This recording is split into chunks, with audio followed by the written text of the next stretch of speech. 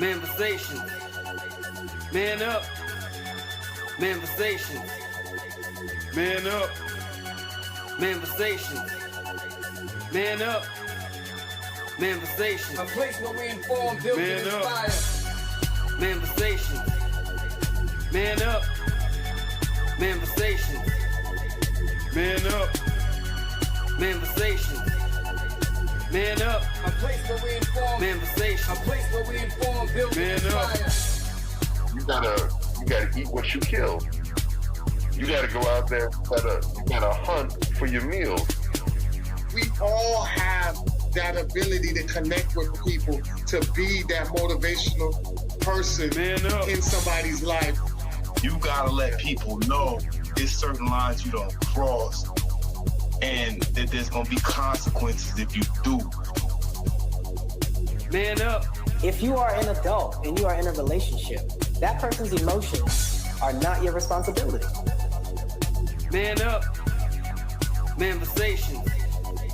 Man up. Manifestations. Man up. Manifestations. A place where we inform, build, and inspire. The devil, during slavery, destroyed the masculinity or manhood of the so-called Negro. No man. No man. Right now you got to be trained all over again to be a man.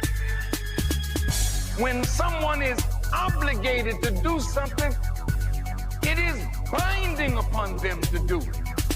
And failure to do it causes reaction. Man up. Position make you rich. I don't have that type of richness. My richness is life forever. If that people knew that glorious path, if that people knew that glorious path, if that people knew that glorious path, then they would be more inclined to respect themselves. I'm not saying I'm going to rule the world or I'm going to change the world, but I guarantee that I will spark the brain that will change the world. And that's our job, is to spark somebody else watching us. A place where we inform, build, and inspire. Manifestations. Man up. Manifestations. Man up. Manifestations. Man up. A place where we inform. Manifestations. A place where we inform, build, and inspire. You want to tell me about yourself? Go get your friends. I'll tell you who you are based on who your friends are. Don't just live and die. That's an ugly existence. Make your life matter, make your life count. Live a life where people can actually mourn you for the things you left behind, not just because you were around and existed. We need strong black nuclear family. Yes, yes. That's what it is. Mother, father, son, daughter, all in the same house with a focus on the family unit as a whole. We had Tulsa, Atlanta, New Jersey, Detroit. We had Rosewood. We had Black Wall Streets all over. The Republicans aren't for us, but the Democrats aren't for us either. And we should have no alliance to any political party. We only have alliance to what is in our own best interest. A place where we inform, build, and inspire. Manifestations. Man up. Manifestations. Man up. Manifestations. Man up. A place where we inform. Manifestations. A place where we inform, build, and inspire. At the end of the day, as men in the community, we must stand together and be counted, because people look to us for guidance, leadership, and protection. And if we are not about that business, we are not on our job. Here we have grown-ass man conversations in the spirit of that purpose. Anthony Malcolm, Bobby Drake, Major Gage. We are. This is Manifestations 2020. Manifestations. Man up. Manifestations. A place where we inform, build, and inspire.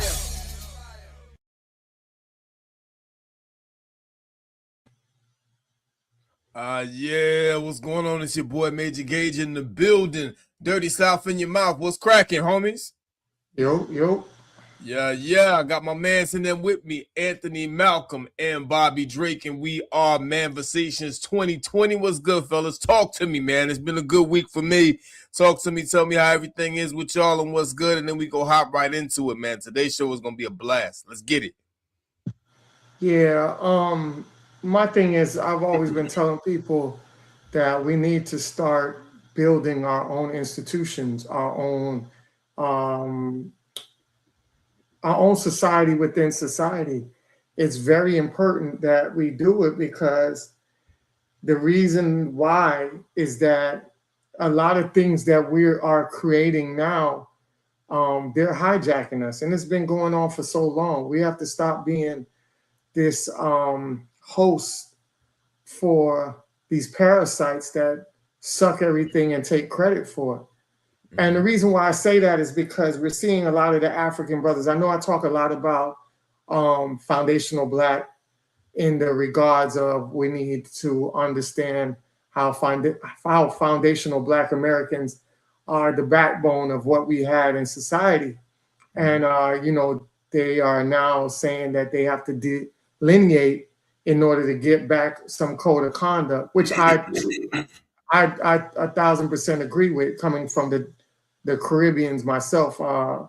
My parents are Caribbeans. I was born here.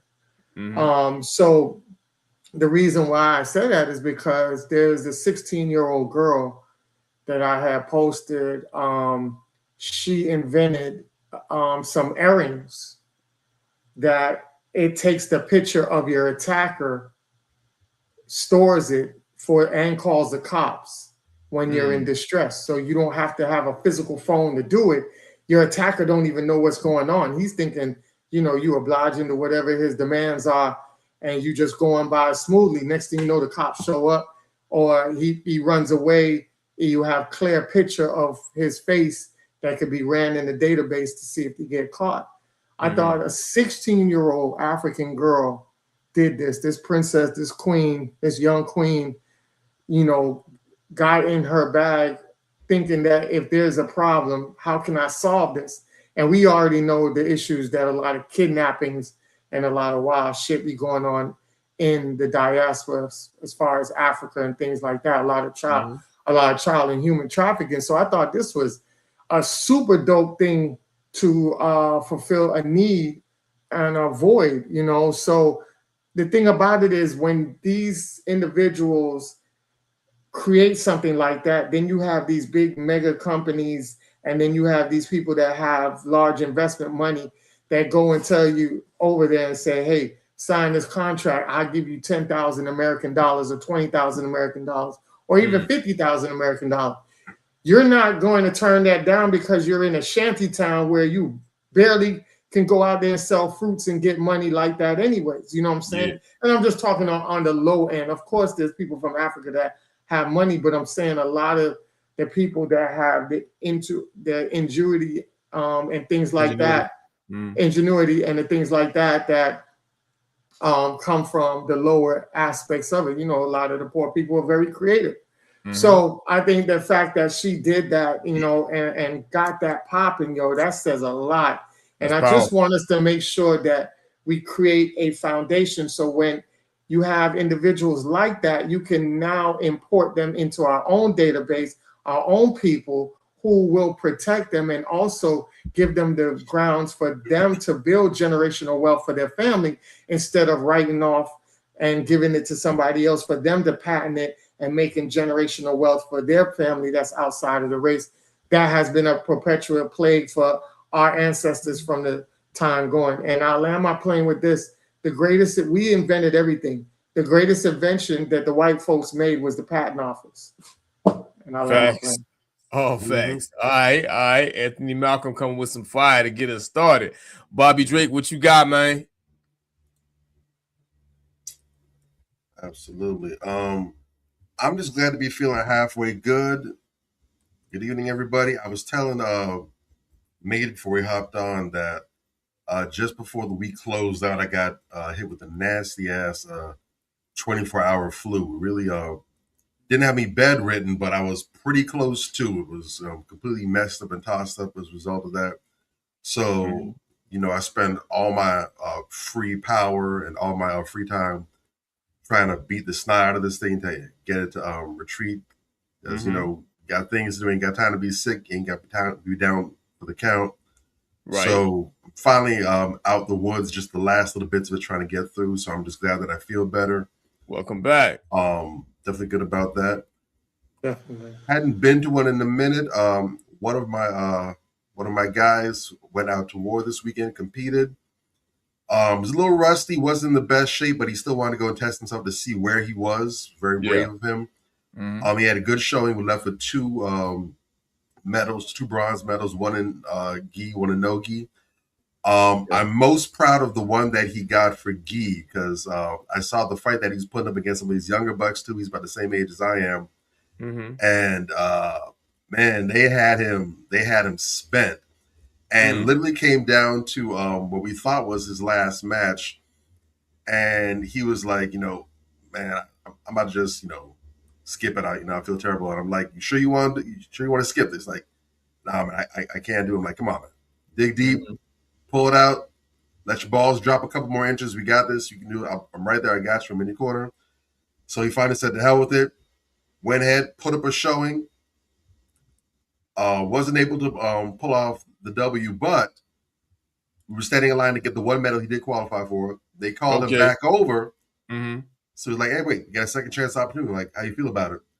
And I don't know what was in that 10 minutes, that 15 minutes, but he got some level of mental fortitude back. And I didn't have to ask him. He said, let's do it. I'm like, you want to run for it? Like, let's do it. Okay. His last one was better than the one before. So he straight went beast mode on Buddy, dominated Buddy. Like a can out of the game. He was tired, exhausted the whole time, but he was with it the whole time. Yeah. And he just worked the game plan, wore him down, had him. Didn't get the submission. He was close to it for rear naked, but got a 7-0 shutout victory at the end. So he went ahead and he got his second gold, his second bronze medal. Very proud of him because that was definitely a gut check to really see what it was. And I told him what made the difference was this wasn't a jiu-jitsu battle, this wasn't a martial arts battle. Because you were spent, other dude was spent.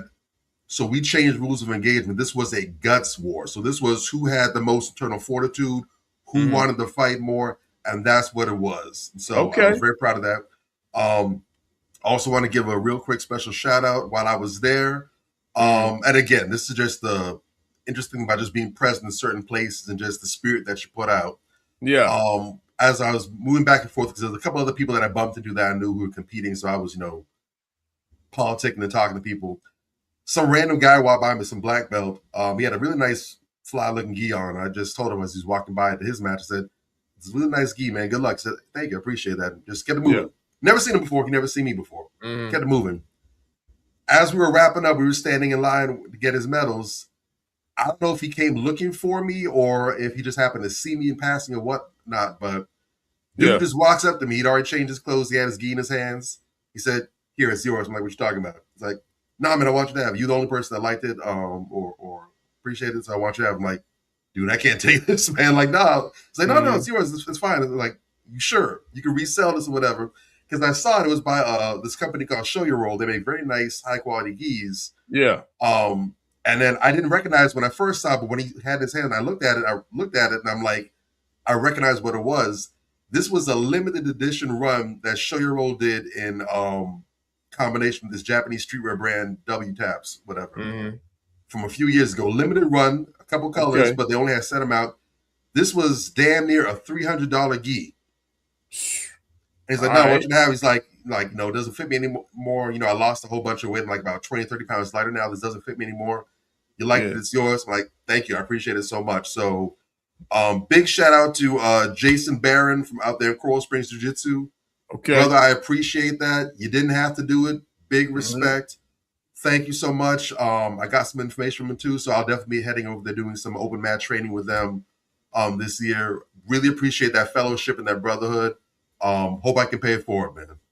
That's what it is, man. And I'm glad that you mentioned fellowship and brotherhood because that's a lot of what today's show is going to be about. That's a great segue to get right into it, man. Like, because I felt this was a very necessary show because of a lot of things that have been going on, but primarily because of this whole disaster that took place between Corey Holcomb and Anton Daniels and the aftermath of that. I feel like a conversation needs to be had about becoming better men, because however you feel about however you feel about who you feel however about, there was a better way to do that shit. That's my point. That's the bottom line. And it has to come from us just being overall better men, us having better approaches to things, us looking at things, as the problem solvers that we're supposed to be. You talk to any guy out here and they'll tell you that they're supposedly a masculine man, right? You're a masculine man. But how many of us are conducting ourselves, in the proper manner, to really be able to get out here and sharpen our brothers? They say steel sharpens steel, but a lot of us are real dull if we're being totally honest, and we need to check that. We need to be our own system of checks and balances. And that's what today's show is really about. And just brainstorming real quick before we get into it. There's a couple of things that I found on the internet, and this one I found to be particularly interesting. The clinical term for healthy mental manhood is healthy masculinity. I did not know that there was a proper and correct clinical term for mental healthy manhood. I did not know that. You hear about toxic masculinity all the time. They made it into a thing, but no one ever talks about its antithesis, which is healthy masculinity, which refers to a flexible, self-aware, and emotionally expressive rather than rigid or stoic expression of manhood, focuses on mental wellness, adaptive coping, and authenticity, which are definite tenets of manhood. Key aspects of this concept include emotional literacy, resilience and adaptability, and constructive traits, and these things are not often talked about. You would think that the only thing that exists out here is toxic masculinity, for as much as we talk about it, but healthy masculinity, it sounds just kind of basic, but that is an actual clinical term. And I want to just kind of bring that to everybody's attention. And, the one that kind of jumps out to me more than anything else is emotional literacy. Fostering the ability to identify and manage emotions, breaking the traditional mode of bottling things up. Man, I see that one. That one's got to bite us in the ass every time I turn on my PC or open my phone, because that really, like we talked about, that train wreck between Anton and Corey, I really think that it all stems from a lack of emotional literacy. We like to say that, women get so emotional, whatever the case may be, but I don't think that we see in ourselves a lot of times we get really emotional and we're not able to properly handle our emotions. And when it's one of us, when it's a man that can't properly handle his emotions, I think the penalties are a lot more dire. So that's one thing that I came across. And then, it went a little deeper into these things as well. I'm not going to go through every one of them, but these are some of the tenets of being a better man from a clinical level. You have aspirational masculinity, which is defined as a positive and intentional approach to shifting from rigid traditional male norms toward healthier, more emotionally honest identity. I mean, I can see that going one way or the other. There is some value in that. Seems a little liberal to me, but I can see how that could also benefit us, because you'll see later on in the show, I posted some stuff earlier this week and we got some real caveman responses to it, and we need to tighten the hell up on that.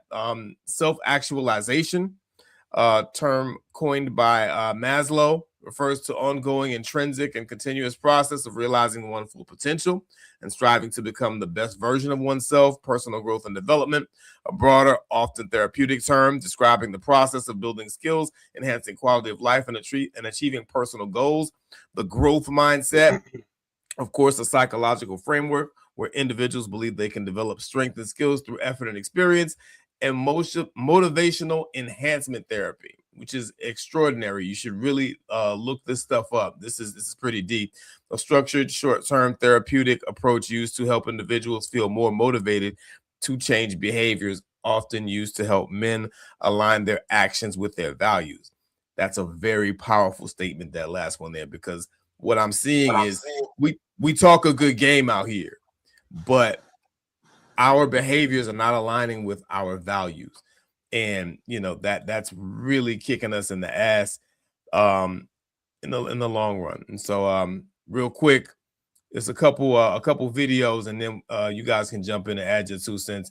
I want to start out with the homie. His birthday passed, and because of all this other stuff that was going on, I don't even think I was in the mental space to even focus on Dr. King. So happy birthday, Dr. King. We did not mean to forget about you, or whatever the case may be.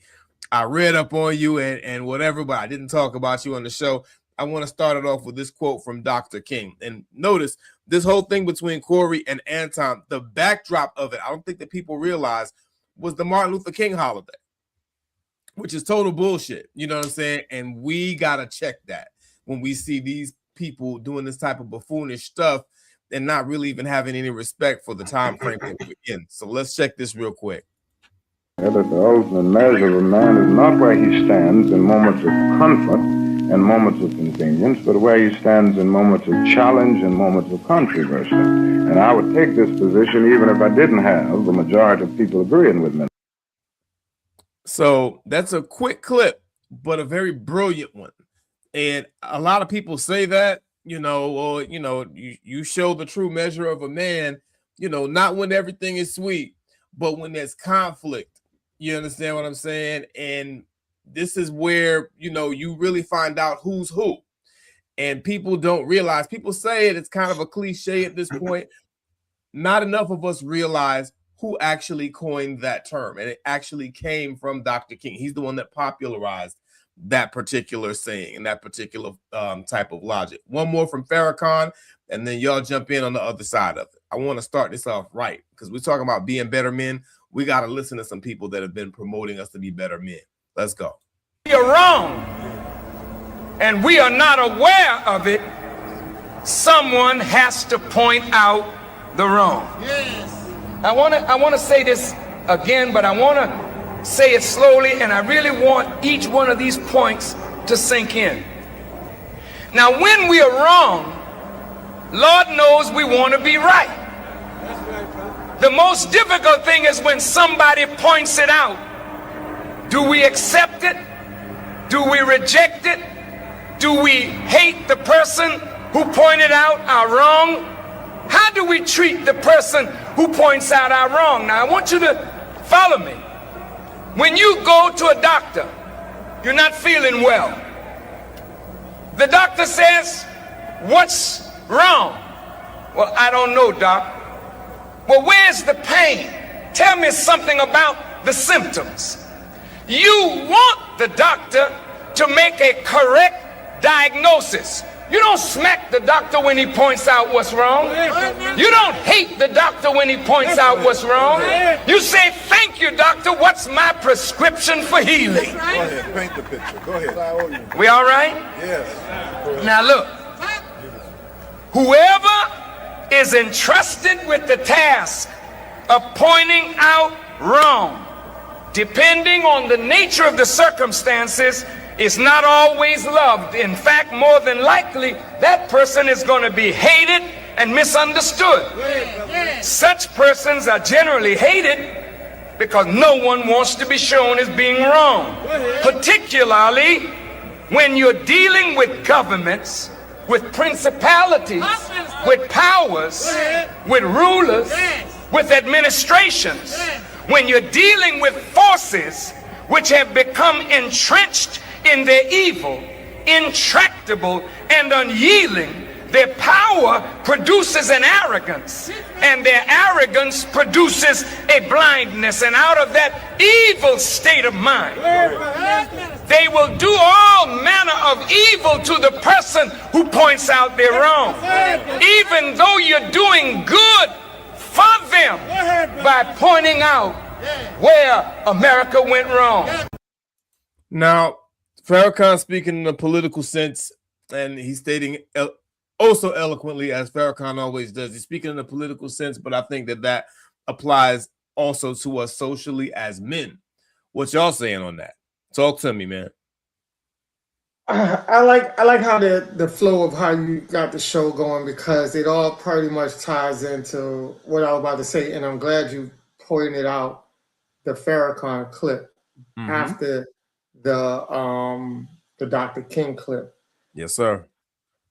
When you go back, and I'm glad, I like how you put the definitions and the clinical terms out there. Motivational growth when it comes to Dr. King, and I want people to understand, because I grew up thinking that Malcolm X was better than Dr. King, not realizing that my thing as Black folks, I was trained to look at who's better and not look at the totality of what both of them produced and the impactfulness that both did.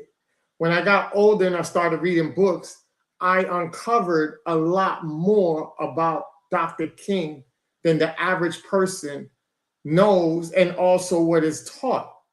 So we always thinking that we taught, when we sit back and let people feed us our history, we have a tunnel vision and a one-track mind to information. So outside looking in, everybody sees Dr. King saying that we need to come together with white folks, hold hands, and make a better world. A lot of people was like, oh, Dr. King is a coon and this and that and that. Because people don't do their research and their due diligence, they didn't even realize Dr. King actually took a more powerful step than Malcolm X. What was that powerful step he took? The man went and did an interview in the church, very well-known interview, where he apologized to the Black folks about the I Had a Dream speech. And that's where the powerful quote comes, I think I might have led my peoples in a burning building. I remember. People don't understand that. how powerful that was, because, and he was crying in this interview because he was like, I'm trying to help my people. And the worst thing that I can do is look at retrospective and think that I actually might have did my people's harm, which is personal to me. It was powerful. Go back out here and change my mindset and go publicly and tell people I was wrong for that. And not only did he tell people he was wrong for that and did a public apology, he went back and gathered his peoples and said, we're going to march for the 40 acres and a mule, which was the reparations conversation. And niggas don't even realize the same niggas that y'all sit here and praise today, the fucking FBI informants, the Al Sharpton and the Jesse Jacksons that was around this nigga while he was going up there to go for his people, to correct the shit and go get tangible assets for his people. Got killed in the process because he had coon ass niggas around him. But we don't focus on that. We focus on the bullshit because a lot of us don't take the time to know real information. Now, when you look at that, that goes under the umbrella of motivational growth that you just talked about, that you just highlighted with the clinical terms. It does. Somebody who's growing from what they did from before. You watch Dr. King grow. And I always tell people, Coretta Scott King, and I think she did this on purpose. But if you go read Coretta Scott King's book, I have it here, My Love, My Life, My Legacy. She did that book halfway on her deathbed. And I think she did it on purpose because she didn't want people to question her about what she wrote. And she wrote in there so many things that Dr. King did that people didn't even realize. This man got his ass kicked over 60 times for his people, knocked upside his head with batons and shit like that. And this shit was not talked about. It was not information that was passed down. You know what I'm saying? So the lack of information, because we're not doing our due diligence to really highlight our leaders, and also the fact of just getting the blueprint of how they were working on getting tangible stuff done, because we have disconnected that. We haven't passed the torch we dropped the torch. We ain't Right. even going back to look for the torch to pick Right. it up and relight it. So you had that form of it. Then you had the what's his name? God, I have a brain freeze. What's his name? Farrakhan comes in, and Farrakhan, the Nation of Islam has always built great men. Always built great men. So many individuals I've met that have been on the wild side and the rough side of life and changed that motivational growth that this institution had that led them in there to change their mentality. You know what I'm saying? Because you see a lot of these brothers with bow ties and papers, but them brothers, man, was doing some real fucked up janky shit, which was the same blueprint that Malcolm X came from. Remember, Malcolm X was robbing, doing shit, dyeing his hair, fucking with white women, got into the nation and was impactful. So, you know, when you look at all those things and you start to see how that there are men out here building and holding other men responsible for their actions. And as men, a lot of times don't recognize that that is helping you because we're so programmed and polluted to this toxicity that when you have positivity, doesn't feel good, doesn't seem right until you hit rock bottom and then change your life. I was just watching, what you call it, and I'm gonna land my plane on this. I was just watching First 48 just earlier. And it was a guy that got caught up with capital murder. And then he was telling them, oh man, I didn't do nothing. I didn't shoot the person or whatever. They said, hey man, we got a witness that saw you there and saw you shooting. So they said, hey, you're gonna go to jail anyways. It ain't whether you want to talk about it or not, you're gonna go to jail. As soon as they put him in handcuffs, the man turned around and said, damn man, you know, my life was, I guess this is the way to slow my life down because it was going too hectic anyway. So I guess this is what was needed to slow me down. And in my head, I'm like, why the fuck you need to put yourself in a system to slow yourself down to do the right thing when you could have did that shit on your own and been very productive and very powerful? And I see a lot of these guys and men in that same mentality that end up going to jail to be a more productive person than going before they went to jail on their own discipline time. I'll land my plane. All facts. Yeah. Ant brought it, Bobby. I don't know if there's much left for you, man. I don't know what you got, Bobby Drake. Hey, the man went off on a tangent there for a minute. Oh, he can't speak. He's on. He muted. You muted, Bobby. Yeah. He's on. You on mute. You saying a lot of good stuff right now, brother, but can't hear none of it. I can tell it's good, but we can't hear none of it, man. I hear him. I hear every word he's saying. It's you. Bob, you got to tighten up your sound, man. Try to log out and come back in. I don't know what's going on. Can't you hear me? I hear you. You can't hear me? We can hear you. We hear each other fine. We can't hear you, Major. Yes, Anthony can hear me. You can't hear me. Yeah. You go out and come back in. Go out and come back in. It's you. That's crazy. It's your ass. Yeah. It's My all good. is discriminating against you, bro. It's you. Okay, just try it again. Try it again, bro. We're gonna move on and try you later. All right, so we're gonna have to move on because Bobby's having some difficulty at the moment. But I wanted to talk about this. I'm gonna drop one more because I want to start off positive here. You know what I'm saying? And I'll let Bobby get this one because you kind of ate all the meat off the bone on the other one. And we got, we can't be here all night. So let me bring him back up. Bobby Drake, can you hear me? Yes, sir. Okay, I can hear you too. I'm gonna cue this up. I'm gonna cue this one up for you. And we gotta move. So you know what I'm saying? I'm gonna cue this one up. I'm gonna just drop it for you and then you go. All right, ready? Bada bing, bada boom. Check them out. Dreams without goals are just dreams. Come on. And ultimately, they fuel disappointment. Exactly. On the road to achieving your dreams, you must apply discipline but more importantly, consistency. Because without commitment, you'll never start. But without consistency, you'll never finish. the position I have, the money I have, the stardom I have, the joy that or pain or whatever I've given to people through the films that I've done don't make me any better. Leave room to learn.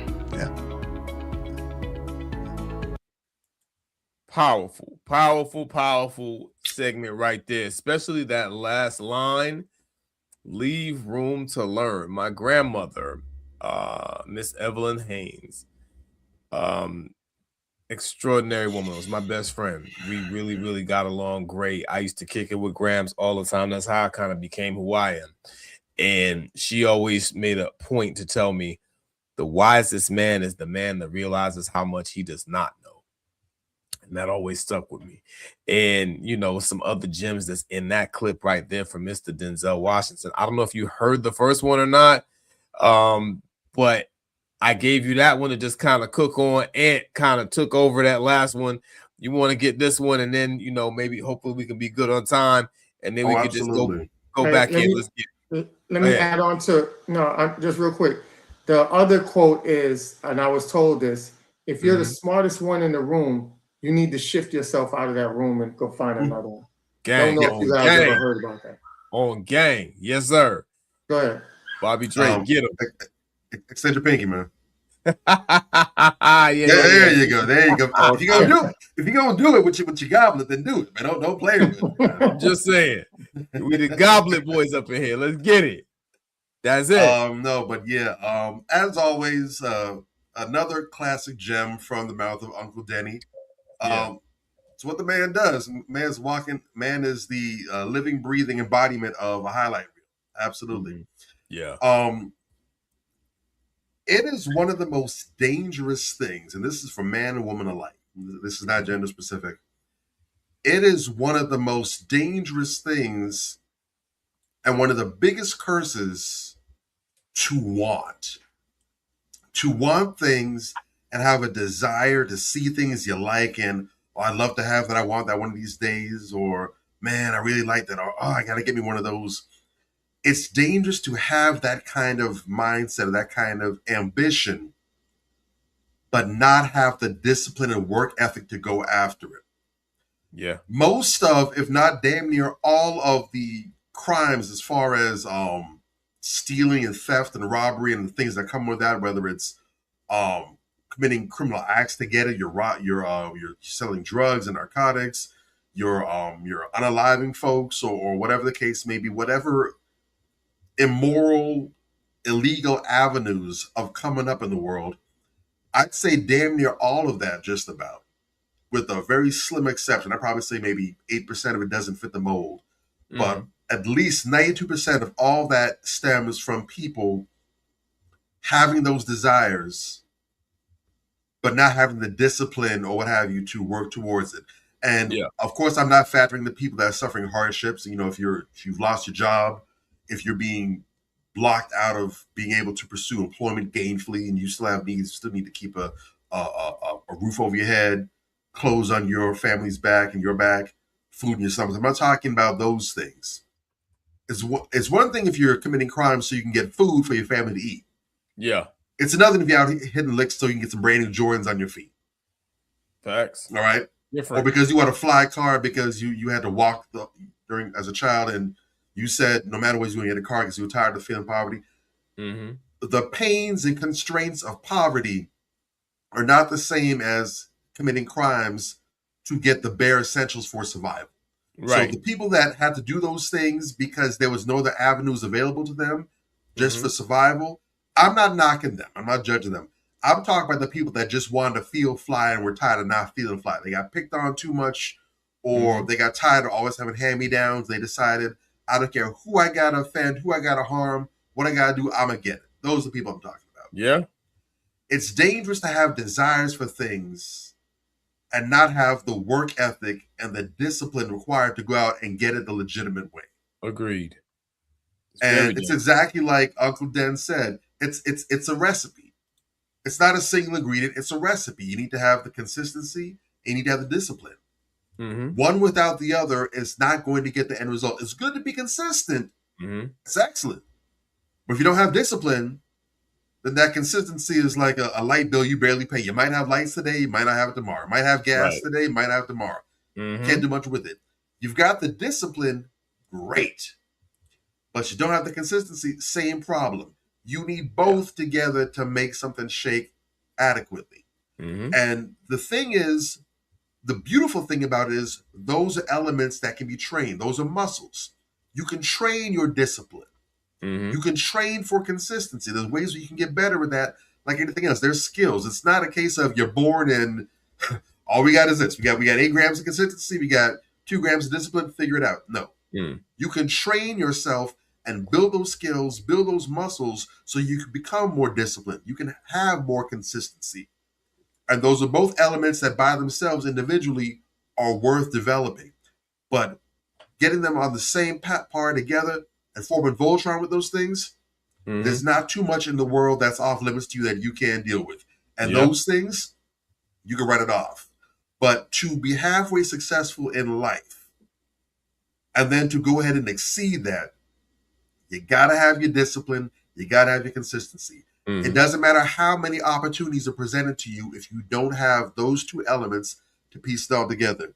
Right. And it's funny that you would show that and then also ask me specifically to go ahead and weigh in on that, because I just happened to see something today in a social media post. I was going to try to pull it up just to quote it directly. I don't know if it was on Threads. I don't know if it was on X or wherever.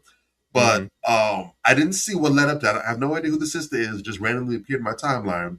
Yeah. But I'm assuming she does business or has some kind of idea or training or something or whatever, or some kind of skill set that is valuable, that people would find valuable, that people would get a lot out of, that would benefit a lot of people. Right. And I'm assuming that either someone said this to her specifically and she's responding, or it's a common comment that she's gotten. But she said something to the fact of, I don't need to go and chart. I actually just remember now who it was too late. But she actually said, I don't need to necessarily charge for this advice or whatever, because I know 99% of y'all ain't going to have what it takes to go out there and do it in the first place. So in other words, I can give you the game plan. I can give you the blueprints. I can explain it to you in intimate details. I can teach you so you know this damn thing as well as me, if not better. But because I know that y'all lazy, y'all undisciplined, y'all inconsistent, you get hot with an idea for 10, 15 minutes at best, and then it just fizzles. Because I know that, I can put the gem in your lap, and I know when I get back after my around the world in 80 days trip, it's going to be right there where I left it, with a fine coating of dust on top of it. That's why we here, though. Becoming better men. You dig? We got to fix that. We are here to bring comfort to the afflicted and a whole lot of affliction to the comfortable. You're going to learn a day, damn it. That's very well said. I love it. This is what it is, man. Like, we got to get on top of this because, you know, we talked a lot. We talked in some depth about, you know, we kind of laid the foundation in the earlier part of the show. It's what I wanted to do today. Now we got to talk about some of the examples of when we don't do this. You understand what I'm saying? And boy, oh boy, the examples are damn near limitless, bro. I mean, my God, this video in particular, it sickened me, but I think that something has to be said about a lot of these little dusty dudes out here. Well, in fact, before I even get into that video, now I'm gonna play that video first. We got to talk about these dusty little dudes out here that just don't have any respect for anyone. And, you know, we unfortunately, the feminists and the moist niggas alike have kind of abused the term misogynist to the point where it doesn't mean anything. But, you know, there are real misogynists out there. You know what I'm saying? And in addition to misogyny, just the way that we deal with women in general has to change. And I'm not talking about all of us, granted, but many black men. It's because the fact that this little nigga would even feel comfortable doing this fuck shit says a lot to me. You understand what I'm saying? So I'm going to start off with this and I'm going to transition into some other stuff that kind of relates to it. And I want to get y'all feedback on it. But this was despicable to me. You know, this has to stop like yesterday. This is a new age of gangbanging to where kids are not protected and females are not protected and grandparents are also not protected. An alleged Blackstone member shares a footage of him knocking out his rival's sister on her fucking birthday. Imagine being a real gangster, putting your hands on a female on her birthday. Your sister on her birthday, nigga. Blackstones, bitch. BPS did it. Nigga, no pity in my biddy. Nigga, no respect in my J's, though. Nigga, on Blackstone, nigga, I need $600 on my cash app, nigga. Westside Flaming, nigga. This how BPS do it, nigga. Pick your sister. So this is what we're dealing with. You know what I'm saying? We are out here doing what we're doing, trying to elevate people and trying to motivate people, you know, to be better men. I think we do a good job of that every week on this show, but I think that it was time to do a show specifically about that. Because again, the fact that this little musty nigga felt comfortable enough to even put this out, you know, this is your op's sister. The first flaw is that you knocked her out. You knocked the woman out. You knocked her out cold. That's the first issue. And she's lying there on the floor, hurt, unconscious, whatever the case may be. Your monkey ass thought it'd be a good idea to film it and put it up on the internet and brag about it and boast about it. Tell people to send you $600 to your Cash App. That's how wonderful you feel about what you've done. You know, a lot of us have lost our humanity, and, you know, we have an acute misunderstanding of what manhood is to begin with. Never mind being better men. Niggas, some of y'all niggas ain't men at all. You know what I'm saying? And that is what I see when I see this video. I see the absence of manhood. And, you know, people who are enemies of masculine men will take this video and they'll hold it up and exalt it and say, see, you see what we mean? You see what these niggas is doing? And my pushback is this: that is not manhood in any capacity. And that's what needs to be understood. Manhood is something that would check that. You understand what I'm saying? And, you know, it was a very disturbing video. I hate to even talk about it, but it had to be talked about. That is the single thing that bothered me the most this week. You know, not just the fact that he did it, but he thought it was cool to then film it and then brag about it. That is some bitch nigga shit if I ever seen it in life. And it really, you know, we got to get out here and start checking these niggas at the door, bro. It don't make no sense for nobody to do no fuck shit like that. And that's a black eye in the game. That's an L for the culture generally. You know what I'm saying? And we all go ahead and cook on that, man. I'm livid. I've been cooking on it all week. But go ahead. What y'all saying on that? Yeah, so people have to understand when it comes down to these low energy niggas, they're just mimicking the shit that really is descended back from slavery. And I think the person that broke that down real good and put that out there was David Banner when he was in Hidden Colors. You know, he's saying that we killing each other and we're doing all of this stuff.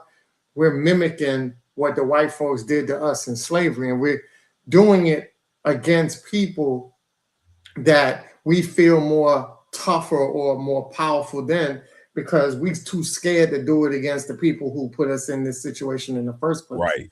That's that coward culture. Another thing that people got to understand is that we have lost the code of conduct.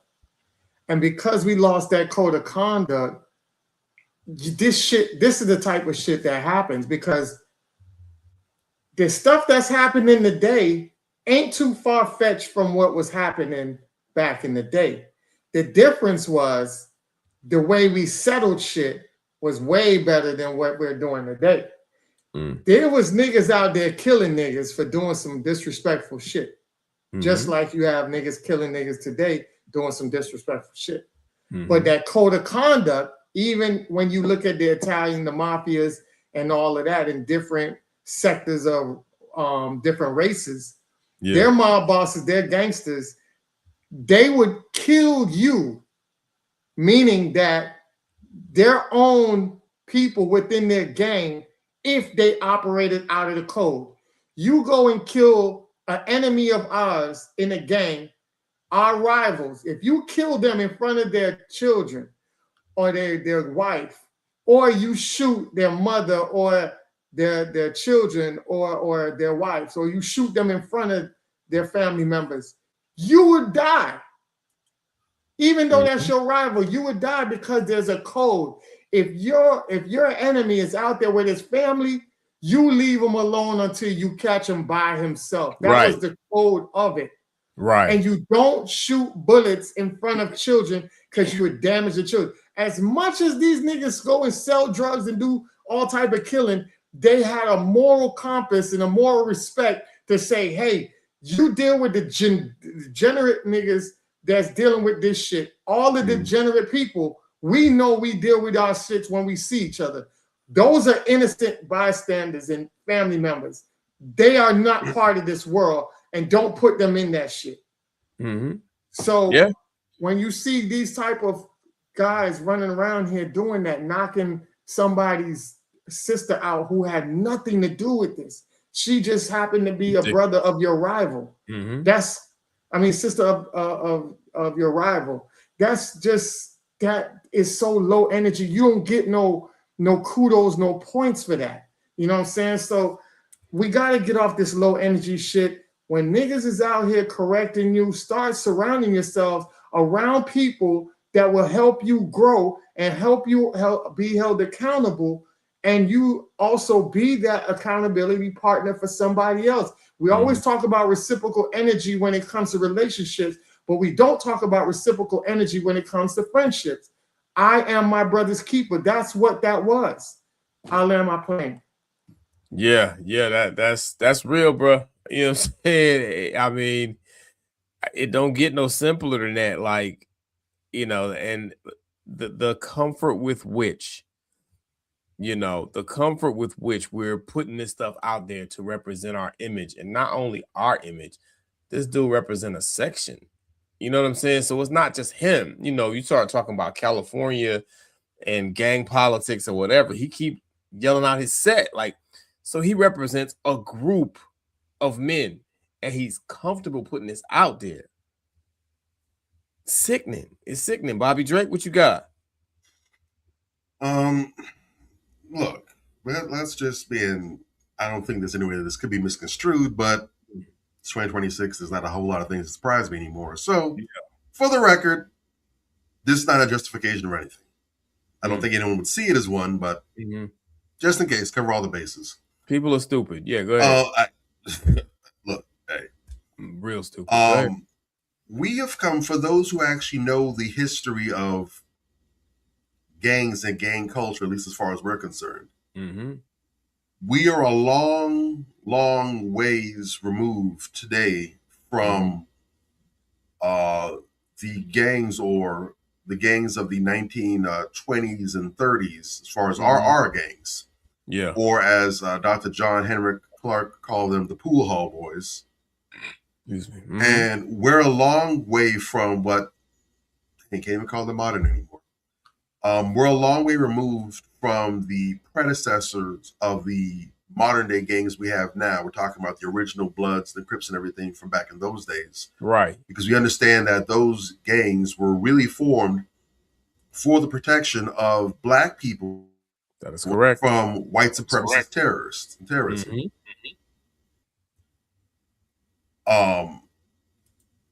So a lot has changed in that regard.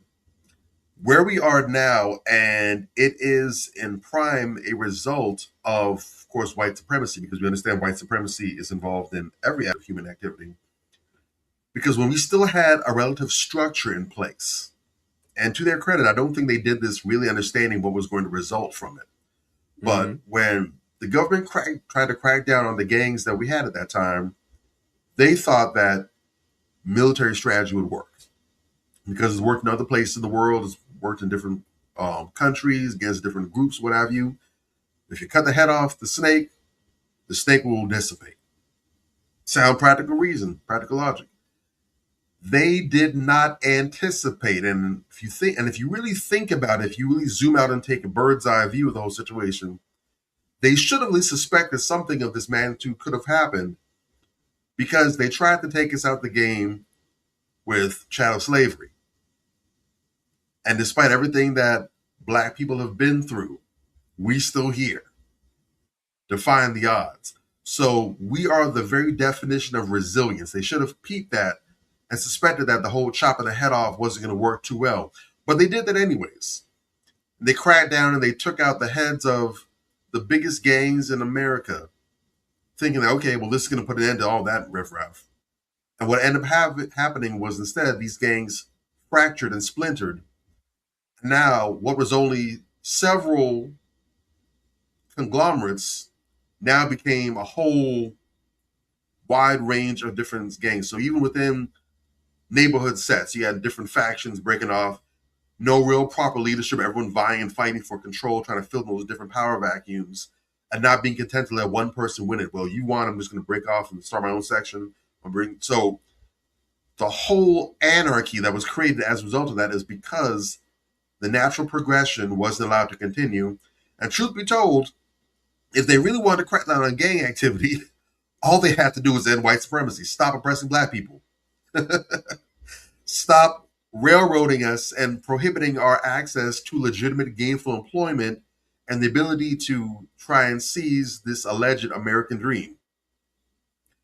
Stop the police brutality and the white supremacist violence against us, where we need to have physical crews to defend ourselves because the white supremacist infiltrated law enforcement organizations won't do anything. And in some cases, they're complicit in the crime and acts against us. Stop backing us in corners, forcing us to solve our problems for ourselves in ways that you don't like. But that's too much like right. So therefore, fair enough. Let's just go ahead and chop off these heads. And so because we didn't have this structure, we didn't have this order, now we have a whole bunch of youngins who are coming up in lack, coming up in chaos, and they're being forced to figure it out. Mm-hmm. And because they didn't have proper structure in place, no proper guidance, no masks and role models, you have a bunch of juvenile, immature, undeveloped, emotionally unregulated males who are now fighting to prove themselves and ascend to the ranks of manhood through the two most bottom tier methods. Forgive my Swahili. Mm-hmm. Fucking and killing. Yeah. Become a man if I can knock down everything that's out there. Yeah, I'm a man. I done hit 18 bras this week. Yeah, you ain't touching me. What you saying, man? What you saying? You ain't about that life. 18 bodies last month, man. Say something I don't like. Mm-hmm. That's where we are. You cooking? Okay. So I took this long route, and forgive me for taking the long route to get to the point I'm making. Mm-hmm. So when you understand the history, where we were, and how we got to where we are, mm-hmm. it shouldn't surprise anyone to see some banger on camera recording himself talking about, I can't get to my op, so I knocked out his sister. That's what happens when you stand against us. That shouldn't surprise you. That's part and parcel. And to be honest, as sad as it is to say, I'm grateful that all he did was knock her out. Because we've heard stories in the past of crews going and they go ride by your enemy's house and they take out the whole family. They find the grandma, they find the mother, the father, the handicapped little brother, or they get your son or whatever, and they smoke everybody out just to make a statement. This is what happens when you rise against us. So in a sad roundabout way, I'm grateful that, as disgusting as what he did was, I'm grateful he didn't take it to its ultimate conclusion and snuff her life out. I kind of agree with you. So again, this isn't to permit what was done or to say that it's a good thing or even improvement, but I'm simply saying that this is just merely a byproduct of a larger issue that was created based off of a larger issue. Things like this are what happens, and this is really a general lesson that we can take learning from. This is a byproduct of an issue that shouldn't be. Because again, when we follow the history, all of this stemmed from the mistreatment of people and refusing to do the right thing, refusing to nip this in the bud early, and now this has spiraled out of control to something that we don't even recognize. We need to make sure that when it comes to us as men, people period, but we're talking about men right now, in our own personal lives, we need to make sure that we're nipping the bullshit in the bud early. Yeah. Stop procrastinating and putting off to the side and letting things stack up. Because, and I was talking to my mom about something else that was completely different from this, but it still has inroads with the concept of handling things early. When you see the problem early and you recognize, this is an issue, or even if you have the foresight to say, you know what, I can see down the line, this is going to be a bigger thing, and you take initiative, let me go ahead and get in front of this now. Or even if it's not even your responsibility, because I understand this could be a problem for other people, myself included, let me take the L, let me step up and do what I can to shut this down now before this becomes a multi-headed hydra nobody wants any part of later on. Clean up the mess now before it becomes a nightmare later. I can agree with parts of what you said, but there's some things in there I definitely need to address. I've been in them streets in California. I've been out there, and I'm gonna tell you, from personal experience, 9 out of 10 ain't no OG teaching you that bullshit he did. You understand what I'm saying? Like there are rules. No.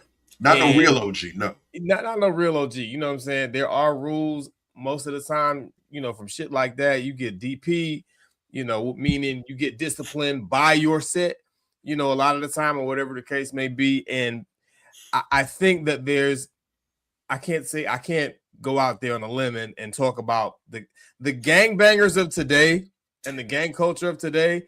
I think your broader point is nothing like the gang culture. That's the problem. What you're talking about is when we had order that made sense. No one, even if, not that you didn't have knuckleheads like him back in those days either, you damn sure did. But like you said, if they got out of line, the hierarchy, the leadership structure that he answers to and is responsible for, they would have checked him for that. Right. And that would have been loud. Right. The problem is, if he's that bold where he can do that and he's out here flicking up for likes of the grammar stuff, as dumb as he is, you can only be that confident doing that if you know that nobody outside of your op is going to come see you for it. Not really. That's the problem. You know what I'm saying? I think that I don't think that's correct. I think that, you think someone's going to check him from within? I'm more than sure somebody's going to check him from within. And this is the thing, man. At least that's what I'm hearing on the street from people that I know, whatever the case may be. Okay, so. Yeah. Okay. But this is the thing. I think that, yes, you make a very valid point in some of what you're saying, but you have some people, especially with this modern culture, is what's fucking up the game. You understand what I'm saying? Look at me. Everything I do, the dumbest shit I do, you got to look at me. Back in the days, we didn't want to be seen. When we was doing especially if we're doing some illegal shit, you don't want to be seen. You know what I'm saying? You want to be low key. You want to go undetected because it's illegal. And you're gonna get your set face dirty. You know what I'm saying? It's just not no. You know what I'm saying? That don't fly. You know what I'm saying? And I think that some people are just evil. You know what I'm saying? I get what you're saying. There's a root cause or whatever the case may be, but some people are just evil, and some people just make the decision to do evil. And I think that that's a lot of what we're seeing out here today. And even if they was just following the lead of some asshole, you always have the choice. I came up in them same streets. I would never do no shit like that. You understand what I'm saying? I would never even think about it. And I know most of my homies that came up in those same streets would never do no shit like that. So what's wrong with this one little bitch ass nigga that makes him go do it and think it's okay? You understand what I'm saying? I hear what you're saying, but I do feel that some people might take what you're saying and use that as an out, and that can be very problematic. You know what I'm saying? But even if he was just following someone's lead, it's just certain shit intrinsically this is evil, this is wrong. It's just certain lines that you just don't cross. You know what I'm saying? Deep in his heart, he knew it was wrong, so he let the lady go and it starts to run on. That's what I see when I see that. But he didn't let the lady go. You understand what I'm saying? That's what I see when I see that. I think it's a little more complicated than what you're saying, but you do have some valid points in what you're saying. And what you're saying. Real quick, because we got a lot of ground to cover. We went. I think I answered that one. My bad. You went first. Okay, so we're good. We touched on that. But I appreciate the feedback. I appreciate the insights, fellas. Let's go on real quick, because that actually segues me into another thing that I wanted to talk about. This was some more bitch ass shit. You know what I'm saying? And I just, again, I call it down the middle. I don't have any sacred cows. You know, bitch ass shit is bitch ass shit. And this was not fly at all. This was not cool at all. This was whack as hell. This was corny as hell. And people out here making excuses for it. What's going on, fellas? Talk to me, man. This is Corey Holcomb and Christina Payne outside having an altercation. And, you know, things got heated. And, you know, that's Christina Payne. And now Corey's walking up to her. And then looks like he hit her. That's what it looks like to me. You know what I'm saying? And, you know, then a fight ensues. And, you know, he starts fighting the other dude, whatever the case may be. They're all out in the street. And a lot of people are, you know, having a lot of conversation about this clip.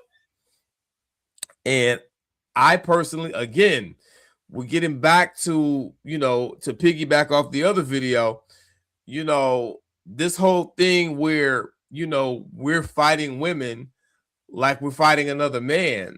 You know what I'm saying? I mean, look, I'm one of these people. Everybody keep their hands to themselves. I'm not one of these people, don't hit women, you know, whatever. I'm one of these people. Everybody keep your hands to yourself. I'm going to say it again because people love to misconstrue what you say. That doesn't One, two, mean, three. Just saying. Everybody. There you go. Everybody keep your hands to yourself. And the reason that I say that is because, again, similar to your last point that I was pushing back a bit against, Bobby, unfortunately, everybody ain't like us. So when you say, hey, don't hit women, a lot of women take that to mean, okay, well, hell, since they can't hit me, they're defenseless, and I can hit them. You don't think that way, but a lot of people out here think that way. And so I'm very careful with that. I never say don't hit women, even though I don't believe in hitting women. I say everybody keep your goddamn hands to yourself. And I think that if you follow that rule, then you don't have to worry about saying don't hit women, because don't hit women is included in that. You did? But that particular clip kind of set some people off, and I'm scratching my head. I'm like, what are you know, we have some, I think that we have pretty intelligent followers. You know what I'm saying? But some of the comments that I saw, what is she talking about, man? What, really? This where you gonna die? You gonna die on this hill? And I can't get past that in some capacity. You know what I'm saying? So what do y'all have on that? I'm gonna bring up those comments, and y'all can go ahead, I guess, get started. I thought I had them. I'm gonna bring them up, but y'all tell me what y'all think about that, man. Like, just the overall, real quick. I don't want to spend a lot of time on this, but like overall, and what y'all think about this, because I think that this is an integral piece to becoming better men, as the show is entitled today. Interacting better with women and refraining from having violent interactions with women altogether. It's very possible. And I don't think that a lot of us seem to understand that that is a thing, that you can do it. You know, and some of us still think that hitting a woman is justified if she said something that you don't like. I'm looking at these niggas like they got 3 heads. What the fuck is you talking about? That's some of the corniest shit I ever heard. What y'all say on that, man? Talk to me. Well, my perspective coming from the Caribbean islands might be a little bit different from Bobby. And the reason why I say that is because I have violent women in my family. My little sister is violent. My mother is violent. I've heard stories that my mother was on a public bus and she had a beef with this woman, and, you know, up in the New York, you know, being in the Brooklyn, she had beef with this woman. And my mother at that time was 24 years old. And my mother told the bus driver, don't move this fucking bus, and told him to open this door, whoop this woman's ass, and got back on the bus and threatened the bus driver like, yo, you know what I'm saying? Go ahead. You can move the bus now. And if he didn't have compliance, she probably would have beat the shit out of him too. Thank God for growth. Thank God for whatever, you know, put her that, whether it's religion or whatever the case may be, that got her out of that violent mindset. Yeah. As I grew older, I started to realize that this was generational. And if you know, I don't know how it is in any other Caribbean. I can only speak on in the Jamaican culture. Yeah. I've witnessed a lot of Jamaican men beating women. It's a barbaric shit. It's very disrespectful. My mother was in a relationship with my stepfather and he beat her for 10 years. When I was in my teens was the last time he put his hands on her because I had a gun. And I told him straight up, I was really ready to go to jail for life for my mother. And I told him straight up, you put your hands on my mom one more time, it'll be the last time you ever do anything on this earth. Facts. He knew that I had a gun. He didn't want that fucking smoke. He saw it in my eyes. That was the last time my mother got beat by my stepfather. Yeah. Even to this day, he tries to have a conversation and a dialogue with me. And the only reason I have a high by one-liners for him and not a total disdain is because my mother grew to forgive him and has gone on with her life and has been better. And that was a back part of it.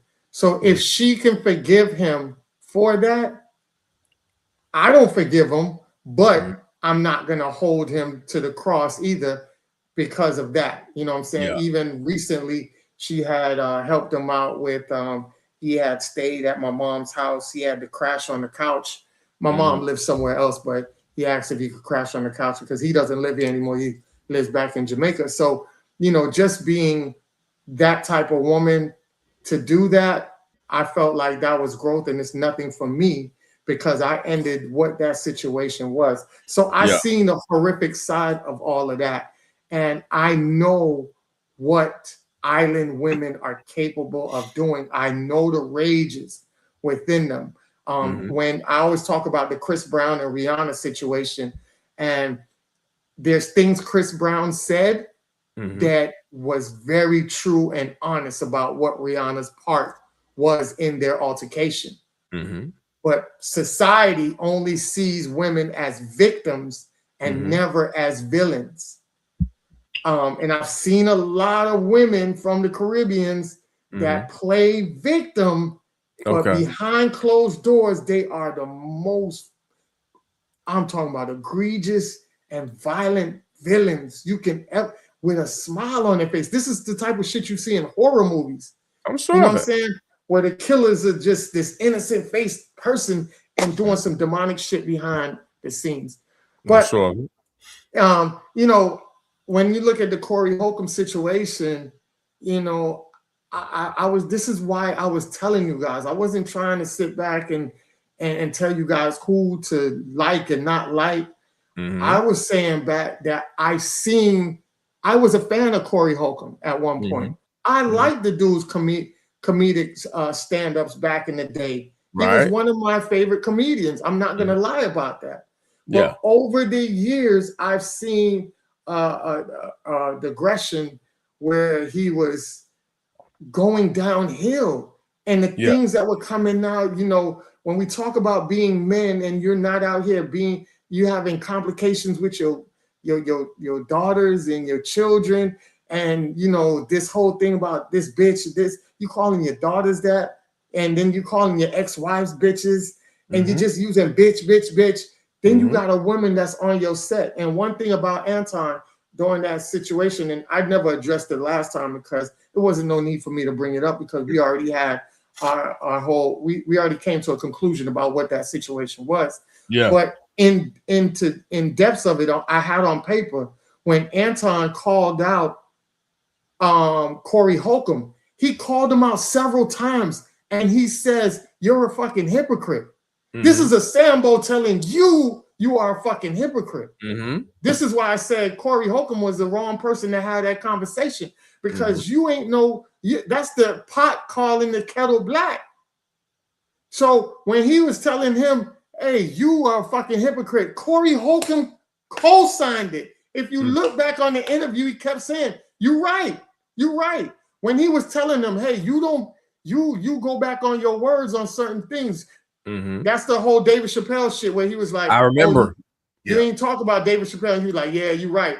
You're right. I didn't. Yeah. Then he said, then that's when he was saying, he was talking shit about Shaq. Then he saw Shaq and then he was like, oh, that ain't nobody. I ain't gonna talk shit. I see my video. Barkley, so Charles Barkley. Yeah, so you are hypocritical, and Anton pointed it out. And then he said he didn't want to do it. Anton did not want to do it. Corey Holcomb thought he was just saying shit just to say it and trying to call his bluff, and it ended up backfiring and making him look bad on his own fucking show. And then he said, all right, I could go into details with more than that. The shit you say about Darlene, she don't want to check you on that shit. And guess what Darlene said? She says, you know, Corey, I just realized that Corey is who he is. He don't want to change. And that's why I just don't get into it with Corey, because he is who he is. So even your co-hosts know that you're not even trying to grow as a fucking man. She can't even have certain conversations or perspective because you're so bullheaded in the way you think. And it also, based on a lot of the things he say about women, there's a deep, deep, deep fucking issue within Corey. And I think that shit where he talked about Anton saying that suck my dick or the black people bullshit, that is a cover-up for some shit. And I ain't gonna say, but I think, this is just my thoughts, that there is some fucking homosexual incident that happened to Corey to make him that fucking violent like that. And I think that's probably what that girl said to him. Some shit in regards to being a faggot or you acting like a faggot or whatever the name is. That's why he probably punched. He has a trigger with people calling him gay because I think it's something deep inside that happened behind the scenes that he don't want to talk about, because no man in his right mind is triggered like that. And let me tell you something, y'all can sit here and not agree with that, but I grew up in a fucking hood where I was in fucking Maryland. I lived in Maryland. I was born in New York and I was born in Miami. Niggas tell you suck they dick all the fucking time.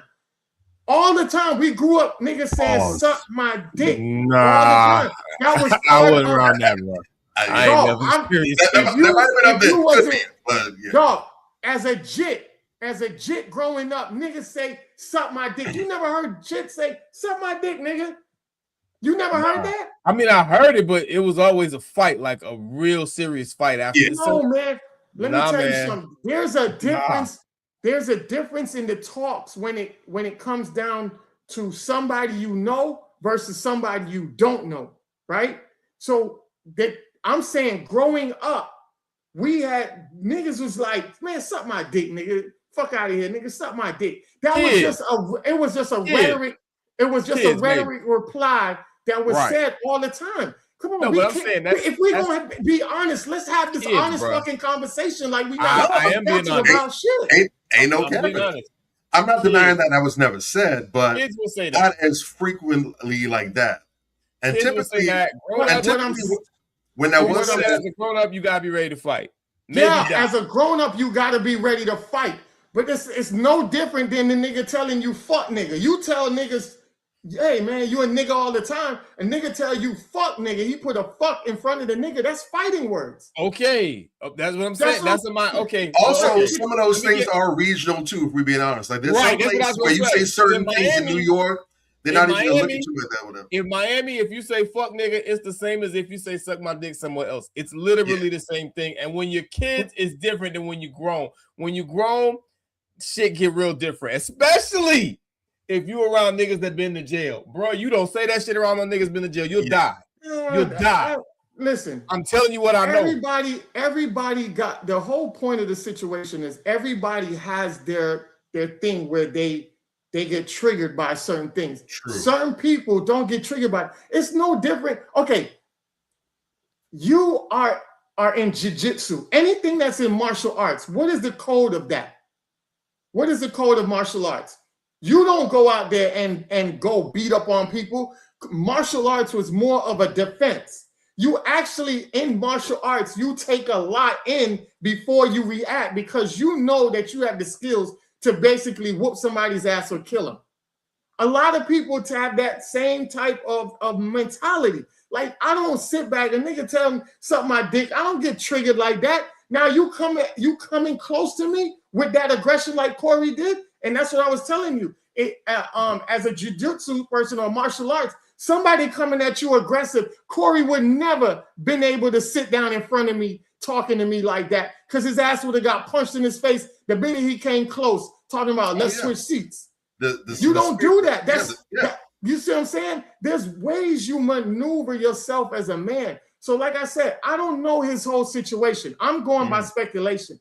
But the way he reacts to that certain situation, I think it's a lot deeper than that. And I'll land my plane on that. That's all I'm saying. Okay, fair enough. Now, go ahead, Bobby, real quick. Oh, man. Okay. So I'm going to try to make this quick because I am bringing a little bit context for this situation. So, because when this first happened, I kind of caught my eyebrow when I heard the name involved because it sounded familiar, but when I saw the video, I'm like, that's different. So, first off, the footage, and now once I realized what was going on, I realized how the footage came out. This is the work of Anton and his people, whatever. But this incident in particular, the way it popped out, it felt like this just happened. This is actually an old incident. Yeah. So this took place about 2 years ago. Well, technically 2 years ago, back in 2024, between Corey and Christina. But that was actually the culmination. So they've had a long-standing beef. Yeah. So back around 12 years ago, this was. I tried to get some additional details. I couldn't find anything conclusive. But I've known Corey for a minute, so I was kind of able to piece together some of the timelines a little bit. So currently, Corey's 5150 show is on his own channel on YouTube. He has his own channel, his own subscriber base and everything. But way back in the day, about 12 years ago, his 5150 show was on Sirius XM Radio, and it was kind of under Jamie Foxx's radio station, his Foxhole radio imprint or whatever. 12 years ago, back when he had a show there, how it came to be, I don't know. But ultimately, he had offered Christina Payne a spot as a co-host on the show. I guess similar to the vein of what Darlene was doing now. Okay. So she came out there, and now the accusation was made that, man, how it's true, whether it's true or false, let anybody else to decide. But whatever reason didn't work out. According to Christina Payne, she was started telling people that Corey wanted to come and sleep with her in the hotel room, and her response to him was, "I don't sleep with married men," and shut that down. Whether that's true or false, I don't know. But ever since that fell apart, they've been beefing back and forth for 12 years. So when this incident popped off, up until this point, Corey had been saying, like, every now and then he would take a shot at her, never actually say her name or whatever. But I'm assuming those things going back and forth. But his allegation was that she had been stalking him. So ultimately, at this spot in the club, I don't know what the conversation was, but this was at a venue that he was at, and she was there with some other comedians and her husband or whatever. Don't know what the discussion, the conversation was about, how it went heated, but they got back into it. He said that she followed him there, whatever, to harass him, and that's when he came, and according to him, he mushed her. I don't know, that's what he tried to do, but he definitely hit her. He might have wanted to mush her. He definitely hit her. And then the dude that comes at him at that point was her husband. Yeah. So they start tussling, whatever. Now, this is what makes me, now again, I'm not justifying per se, but this is what indicates to me that Corey might not have at least been the majority blame in the situation. Because the results of this was, again, this happened in 2024 now. The result was she went to go and press charge. She went to the police, which is what she should have done if she was a victim. Yeah. Press charges for battery against him in LA. LAPD pressing charges against a black man for battery. We know how the story goes. Yeah. However, it didn't go that way. No, The it was police resolved. police report, they never went. Now, they have this, she went to press charges, they got footage and everything. However, the police never actually arrested him, which is interesting. You hit someone on camera, and they're saying, yeah, we're not going to make the arrest. That's telling. Yeah, she talked about that, though. She said she got the video after the court. This is the But you thing, had man. a bunch of witnesses, and they were all willing to go ahead and pardon. So it's not like they were all on Corey's side per se, but that's what happened. Now Corey went to the police, and he went to file a restraining order on her against her to get her to stay away from him. Now again, this happened in 2024. I'm guessing maybe towards the end of that year.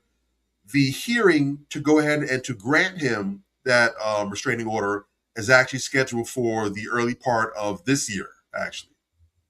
So that situation is still in the works, whatever. Again, I don't know who's right, who's wrong. They both got restraining orders. Okay. That's probably for the best. But ultimately, what I'm saying is, I'm not saying Corey's a good guy. I'm not saying he's a bad guy. But lending credence to what you were talking about, Anthony, again, the things that we need to really be emphasizing are not so much that men are not supposed to put hands on women. That is not correct. We need to be emphasizing, keep your goddamn hands to yourself. That's and stop right. believing that because you're a woman, because you're white, black, because you're tall or short, old or young, that you fit into some sort of category where you are immune from consequences. I saw a video the other day of some dude, perfectly able-bodied, picking at it and going back and forth with the dude in a wheelchair. Dude in the wheelchair beat the brakes off buddy, flipped him to the ground, knocked him out cold. Dude still had a cigarette in his mouth, never even dropped it one time. Hilarious. I've seen videos of people who have handicaps, physical handicaps, picking on and bullying other people. Man, my thing is this. I've also go ahead. Go ahead. Real quick. And funny enough, I actually got a call from a friend of mine yesterday. She was distraught, and she was like, I'm really shaking. I don't know how I feel about it. What happened? She said she got in a fight with an elderly lady, and I started laughing at her. But she explained what happened. She said that she was standing in line. Some old woman tried to cut in front of her, and she was saying, "You can't just cut in front of me. You can't do that," or whatever. The manager came and was trying to, talk to her and calm her down. She was holding her hands, trying to calm her down. And while the manager's trying to calm my friend down, holding her hands, talking to her, it's gonna be okay. Just we'll deal with it, whatever. The old lady's friend, chick not even involved in the situation, she took a full water bottle, and hit my friend in the face. So my friend went and teed off on her, and then the lady immediately went into victim mode. "You can't do that. I'm going to press charges." But she was recording, said, "Go ahead and try. I'm going to go ahead and call the police." Then she tried to play I'm sorry, I don't know what I'm doing anything. So again, the thing that needs to be emphasized, and we know they were arguing, I don't know what was said specifically, but what needs to be emphasized is keep your hands, feet, and objects to yourself, like they told us in kindergarten. Yes. But then also, number 3, these lips that we got here, this mouth, this tongue, this organism we have here, the mouth. Watch what you say to people. I can agree with that. Watch what you say and all the other stuff that you said. But I want to make sure I send this home, man. This is because I don't think that we really addressing the real issue here. Keep us locked in, keep us framed. I don't think we're addressing the real issue here. Like, I'm talking about the video. Y'all talking about a lot of stuff that wasn't in the video. In the video, what Corey did, there's no way you can justify that shit. Period. Oh no. Okay, women get out of control. Island women get out of control. That shit don't mean nothing. The video we talking about. There's no justification for that shit, and people are justifying it. You understand? That's but I don't know who's justifying it because everybody's justifying it. Look at my thread when I posted it. A lot of people are justifying it. Yeah, because let me show you some of the comments. Hold on. Okay, pull them up. I'm gonna show you some of the comments because this is the problem. People are justifying this. Let me see. Where is it? Some of the comments right now. Just seeing this, but that was not a punch. Now it looked like a punch to me. I hear a lot of people. I said it was a punch. That was a punch. I said it was a punch. That was a punch. But I said that according to Corey. He mushed her, and I'm acknowledging that maybe that's what he wanted to do. But my eyes work just fine. I know fighting when I see it. That was a punch. But niggas are saying it's not. This other guy, Johnny Blue, he said, "So what? So what? He just punched it. So what? That's not a thing. Like, that don't matter. Did he punch the?" mind you, if she was threatening him or if she hit him, that's different. None of that shit happened. Nobody hit nobody in the face with a water bottle. Nobody. He walked up to her and then he punched her. Dude, what are we talking about here? This other one says clickbait combined with distracting black people to focus on the wrong things. What the fuck is this nigga talking about? It's bullshit. Dude, this is what I'm saying. Like, people are justifying this. But those are the and that is a big part of us working on ourselves as men. I got more. You know what I'm saying? Like, here's something we gotta stop justifying this fuck shit. But you gotta stop. You gotta stop worshiping low energy niggas. These are people that worship Corey Holcomb. I get what you're saying, but not necessarily. But yeah, but what I'm saying is necessary. Even if they are, that's the problem. You understand what I'm saying? Listen, this is my point. It doesn't have to be Corey Holcomb. It could be any dude that hit a woman. And listen, there's another comment in here specifically. Hold on. I don't like mouthy women either. What the fuck that got to do with what happened? I don't think it's any guy, because if Derek Jackson hit a woman, niggas would be like, yeah, I told you that bitch ass nigga was. It's a pick and choose. There are some people pick and choose. What I'm saying, but there's two things. The mentality is a problem. I know it's a problem. Okay, let me say this. Go ahead. Okay, because you're going back. I want to make it clear. I have always said for men and women to keep their hands to themselves. Right. So I just clearing that up because Bobby was saying something about and I forgot what you said, but I don't want people to think that I was on that side of it. I've always said keep your hands to yourself. I was just telling people that a lot of times we look at the men as villains, but there are some women that are villains coming from the Caribbean. I'm just talking about the Caribbean aspect of it. I've always said keep your hands to yourself, regardless if you're a man or woman. Keep your hands to yourself. That's all I wanted to say. No, I agree with you, but when that applies in this situation, that don't apply. You know what I'm saying? So I want to make sure I clarify that to the audience. Look at this one up here. She weighs as much as a man, if not more. They're not talking about Corey. They have a problem. They have no problem with a dude swinging on a chick. From what I'm gathering, I don't like mouthy women either. You know what I'm saying? He didn't say that about Corey.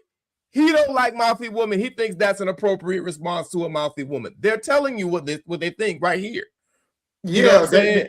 They telling us what they think, but that comes from a lot of the hard. Because if you think about it, Corey is part of that hardcore red pill type talk. To be honest, let's just a little bit. Yeah, and this is the thing. You know what I'm saying? Like that's what I'm saying. Those people, those niggas are a very poor example of masculinity. You know, and too many, that is my point. Too many of us, like a lot of women, gravitate to that false masculinity. A lot of them gravitate to that false masculinity. They think that if you walk around beating your chest and say, you know, I'm a gangster or whatever, they think that that's being hard. They think that that's being a man. And that's bullshit. You know what I'm saying? There so many comments and so many justifications in my thread, and I think that I have a pretty intelligent audience, you know, justifying this bullshit. That has to be eradicated, man. If we're going to really become better men, we got to get some of these bitch ass niggas out the mix. Or maybe you're not a bitch ass nigga, but you just had a bitch ass nigga moment. But you are at least bitch ass nigga adjacent if you co-signing this shit. Let me say two quick things. Probably like, bro, that was some whack shit. You feel me? Go ahead. Let me say two quick things about what you're saying. There's two very important things that I think that we need to keep in mind, speaking to, again, a bird's eye view of all this. First and foremost is, and we talk about this all the time when it comes to sexual assault and these dudes getting cased up for these sexual assault cases. Yeah. But it's not limited to just that. It's an overarching thing of being disciplined and moving a certain way. You have to be careful of the reputation that you cultivate and what you're notorious for out here. Mm-hmm. I firmly believe, and I'm pretty sure both you guys will agree with me, and everybody else listening to me will agree with me, that if Corey Holcomb did not do the type of material or express the type of views that he does, whether you agree with what he says or not, whether you find his type of comedy funny or not, if he did not have the quotables and reputation for talking about the things that he does, and this situation happened, you wouldn't feel as outraged. There wouldn't be as big of a backlash behind it because that would be considered outside of the character for him. Yeah. But because this is a dude that has made jokes and made statements that are very out there and edgy, he doesn't mind taking those risks. He doesn't mind saying those things that are considered taboo. And that's part of what makes him hilarious to some. That's part of what turns other people off to him. Yeah. But because of that, one of the drawbacks of that is, because if it's working for you, it's working for you, it is what it is. But one of the negatives, the cons of that are when you're involved in negative situations with women, automatically these things are brought up. And so we're just like with sexual assault, if you have a reputation for being all over women like that, even if you're innocent, even if it's 112% not you, it's all them. And she's out here playing the victim. She's cashing it on the timeless blame the man card or cry wolf thing. Because of your track record, it makes it very difficult for you to win yourself over in the court of public opinion. Thanks. So you have to be mindful of the narratives that you create about. We're not talking about what other people say about you, because you can't control that. You have to be mindful of what you say about you, and not just what you actually say about me. Bobby is such and such. Bobby does no. About what your actions and about what your track record speaks to. A good name is worth more than platinum, worth more than Bitcoin. So you have to be mindful of that. So in this case, I have a suspicion, again, just based off of how the legal side of this has actually been going, where facts and evidence and everything has to play out, that lends me to believe that Corey might have some standing here. But again, because of your track record, how many people are going to be willing to go to bat for you because of that? Yeah. That's the first thing. Number two, regarding the comments that have been made. I was actually thinking about this concept earlier. It's funny that this is being talked about now. We have to be mindful of balance and overcorrection. Okay. This also goes back to the idea of not handling business when it's clean and neat and easy to manage. Because we have for so long been giving women the benefit of the doubt and giving them so much grace and allowing them to pretty much, have this one-sided policy affair where it hasn't been respected, it hasn't been appreciated, it hasn't been treated with, reverence. We're given this setup against men where what we say is law and they can be prosecuted, held to account, and there's no recourse or consequences for us when we're abusing this. Yeah. What has happened is we've reached a critical mass now where, unfortunately, public sentiment is beginning to turn away from women.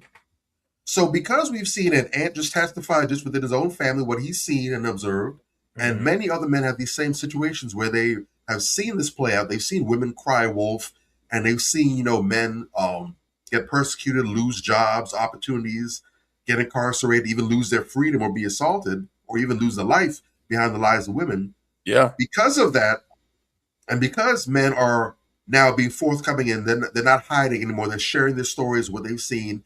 And we realize that, a lot of what women is doing out of control and needs to be reined in. That has resulted in a lot of people losing sensitivity towards this. Yeah. This is also what a lot of us have cautioned women regarding the lies and false claims of sexual assault.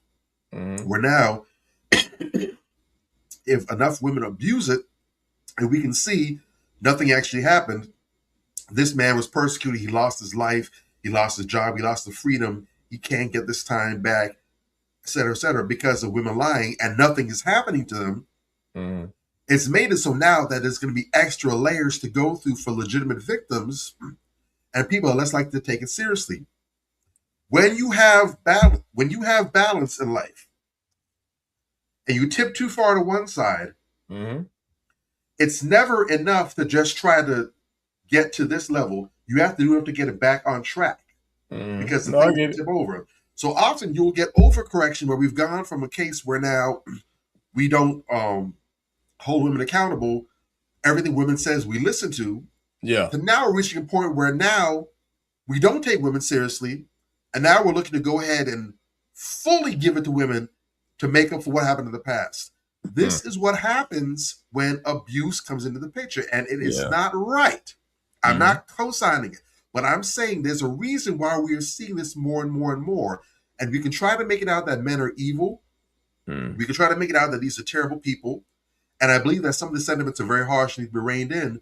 But what we need to do is recognize the sources, because we can just say bad, bad, bad. We can do that. But that's not going to get us a resolution. That's not going to nip this in the bud. That's real. We need to look at the genesis of this and realize this is because we have gotten away for far too long with this. And what I'm also seeing is there's also a lot of other women that are expressing sentiments about this as well, too. Because even women are starting to get fed up with other women at this point now. We need to have proper balance. We need to have accountability for all parties. And we need to truly have proper equality and egalitarianism where these things are concerned. This is what it looks like when there's an overcorrection. The pendulum is only going to be one way for so long. Eventually, it's going to come back to the other side. I get you. And if you're not willing to acknowledge that, then you're only going to see more and more things like this until we get that balance in the middle. That's a very valid point. That's a very valid point. All right.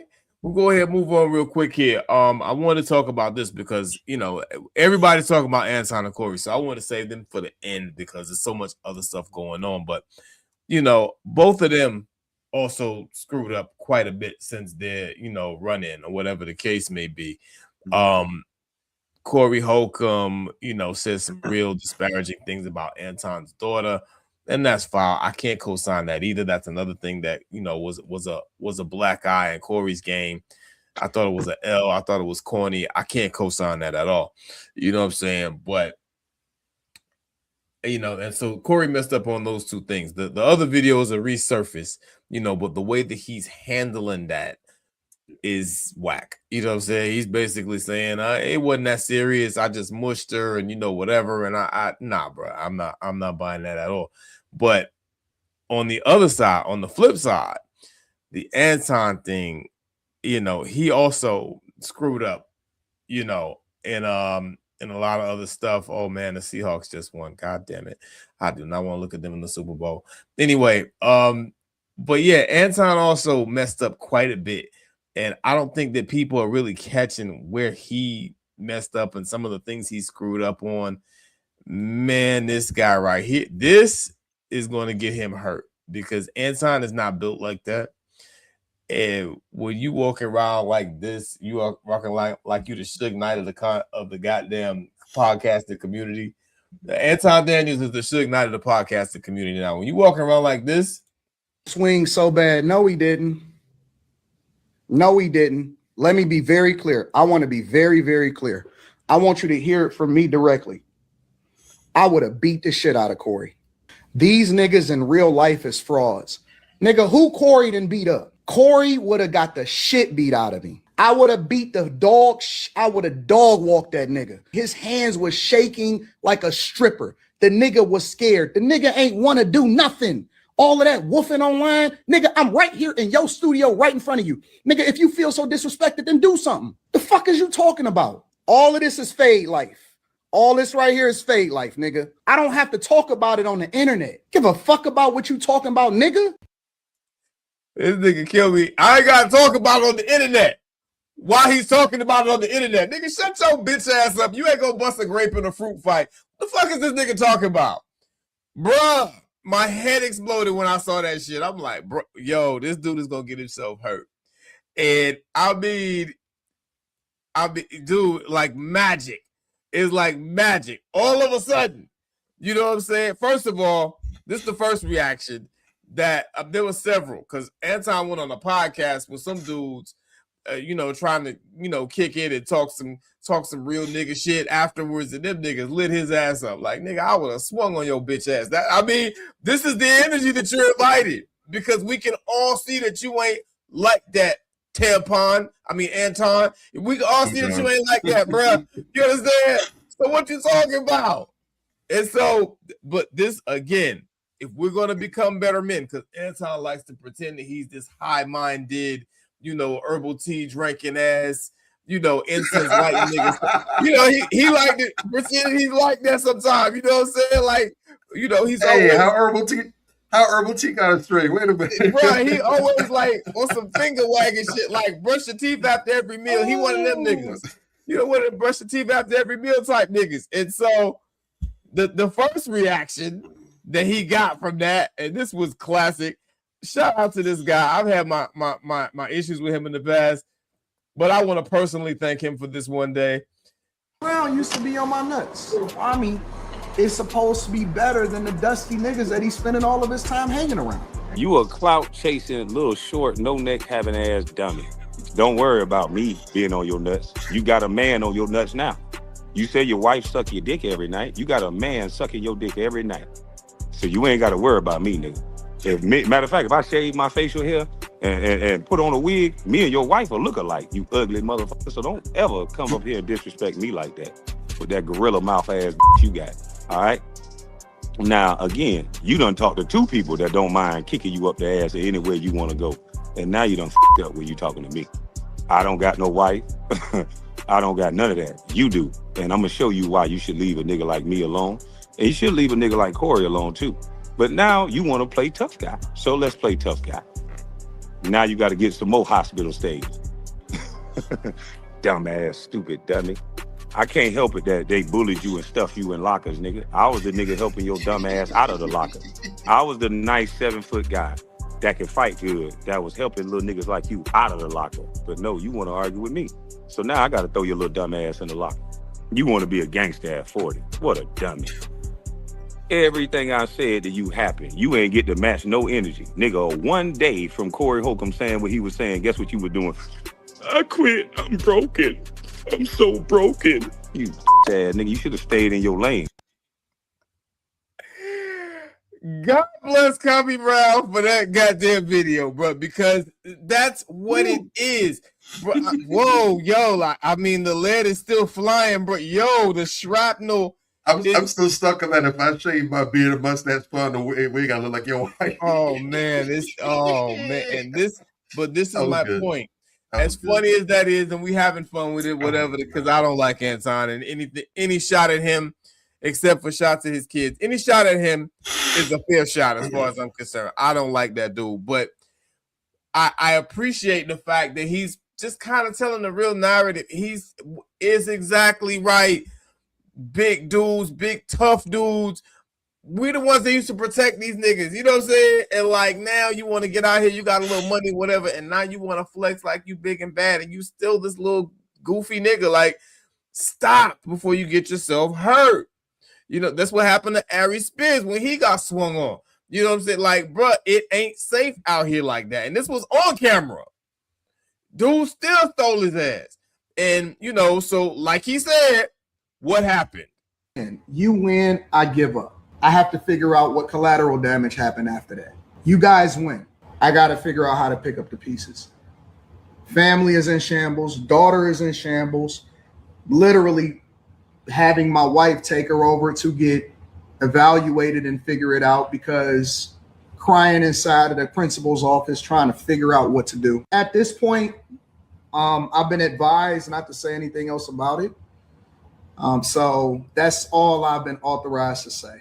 Had a couple emergency phone calls. The only thing that I can say at this point is that I can't say anything else about it. First, I need to go and make sure that my daughter is okay. And so it's a lot of tests. I'm not sure if she got to get pulled out of school for the rest of the year. This may affect her in that way. So I have to make sure that she's okay. She's no longer safe. I have to figure out what collateral damage happened after that. You guys win. So look, this is the thing, man. You know, I'm gonna just make this real short. You go after somebody's kids. God damn it, I can't believe I'm defending Anton Daniels. You go after somebody's kids, that shit is out of pocket. I can't ever co-sign that, condone that, whatever the case may be.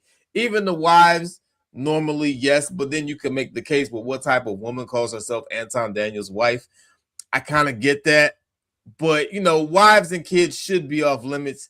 You know what I'm saying? Keep your energy on the person that you got static with, whatever the case may be. But yeah, I feel bad that he went after the little girl. You know what I'm saying? Children are innocent. You know what I'm saying? And I don't feel that that's right in any capacity. And I feel that was a huge strategic blunder on Corey's behalf. And I think it's going to backfire on him, you know. But yeah, that made my head explode, you know, that he went after his daughter. But what, again, Anton, the doofus that he is, you overplaying your hand, you know, because then he goes on to talk. That's a shortened version, but he goes on to talk more and more about, how he went after his daughter. And, you know, fine, we get it. It's wrong. You know, he shouldn't have went after your daughter. Leave it there. But then trying to milk that for sympathy, trying to clout chase off your daughter. You understand? You go pull your daughter out of school for the rest of the year because somebody talked about her bad on the internet. That's what really, nigga. That type of goofy shit just sets me off, though. You're trying to clout chase on your daughter. That's some fuck shit, bro. That's some whole shit. Realizing. That's the thing. Nah, bro. No, I am realizing he's trying to clout chase. Because if you realize it, you wouldn't know. You would know exactly what he's doing. I know it's a setup. I understand what he's doing. Because he's gonna try to sue him. I too don't put my mother on. I don't put my mother's pictures on there because I know the type of work that I do. Mm-hmm. People get mad at me. Like even when you listen to Farrakhan, he was talking about how people would get mad at you for helping them out. You know what I'm saying? Yeah. It's a real fucked up mentality, but I've had dudes want to get at me because of jealousy, wanting to do the things that I do and stand on my square. Yeah. And I wouldn't want to put my mother in that situation. So I understand where Anton coming from. And I also pay attention to what people say. And Corey didn't understand what he was telling them. Like, niggas always think that you win fights by being brolic. No, you win fights by being like this. When that man said to Corey in his face in his studio, I don't think you did enough research to know who I am or know what you walked into. I get it. A nigga telling you that is telling you, nigga, I move in chess move, dog. Mm-hmm. Don't fuck with me on that level. That shit you talking about, you know, what type of man to pull his daughter out of his school. Dog, all of that shit is public receipt. I know what he's doing out there because now you're going to have to be financially responsible for this man to place his daughter somewhere else, for this man to now get therapy for his daughter. Dog, this whole shit is way deeper than what motherfuckers think it is. I get it. The whole Tasha K and all of the other girl who got sued for going after Megan, all y'all got to understand how to play chess right because motherfuckers that you out here, even if you don't like them or whatever the case may be, you're going to put yourself in some fucked up situation that they're going to benefit from it more than you are.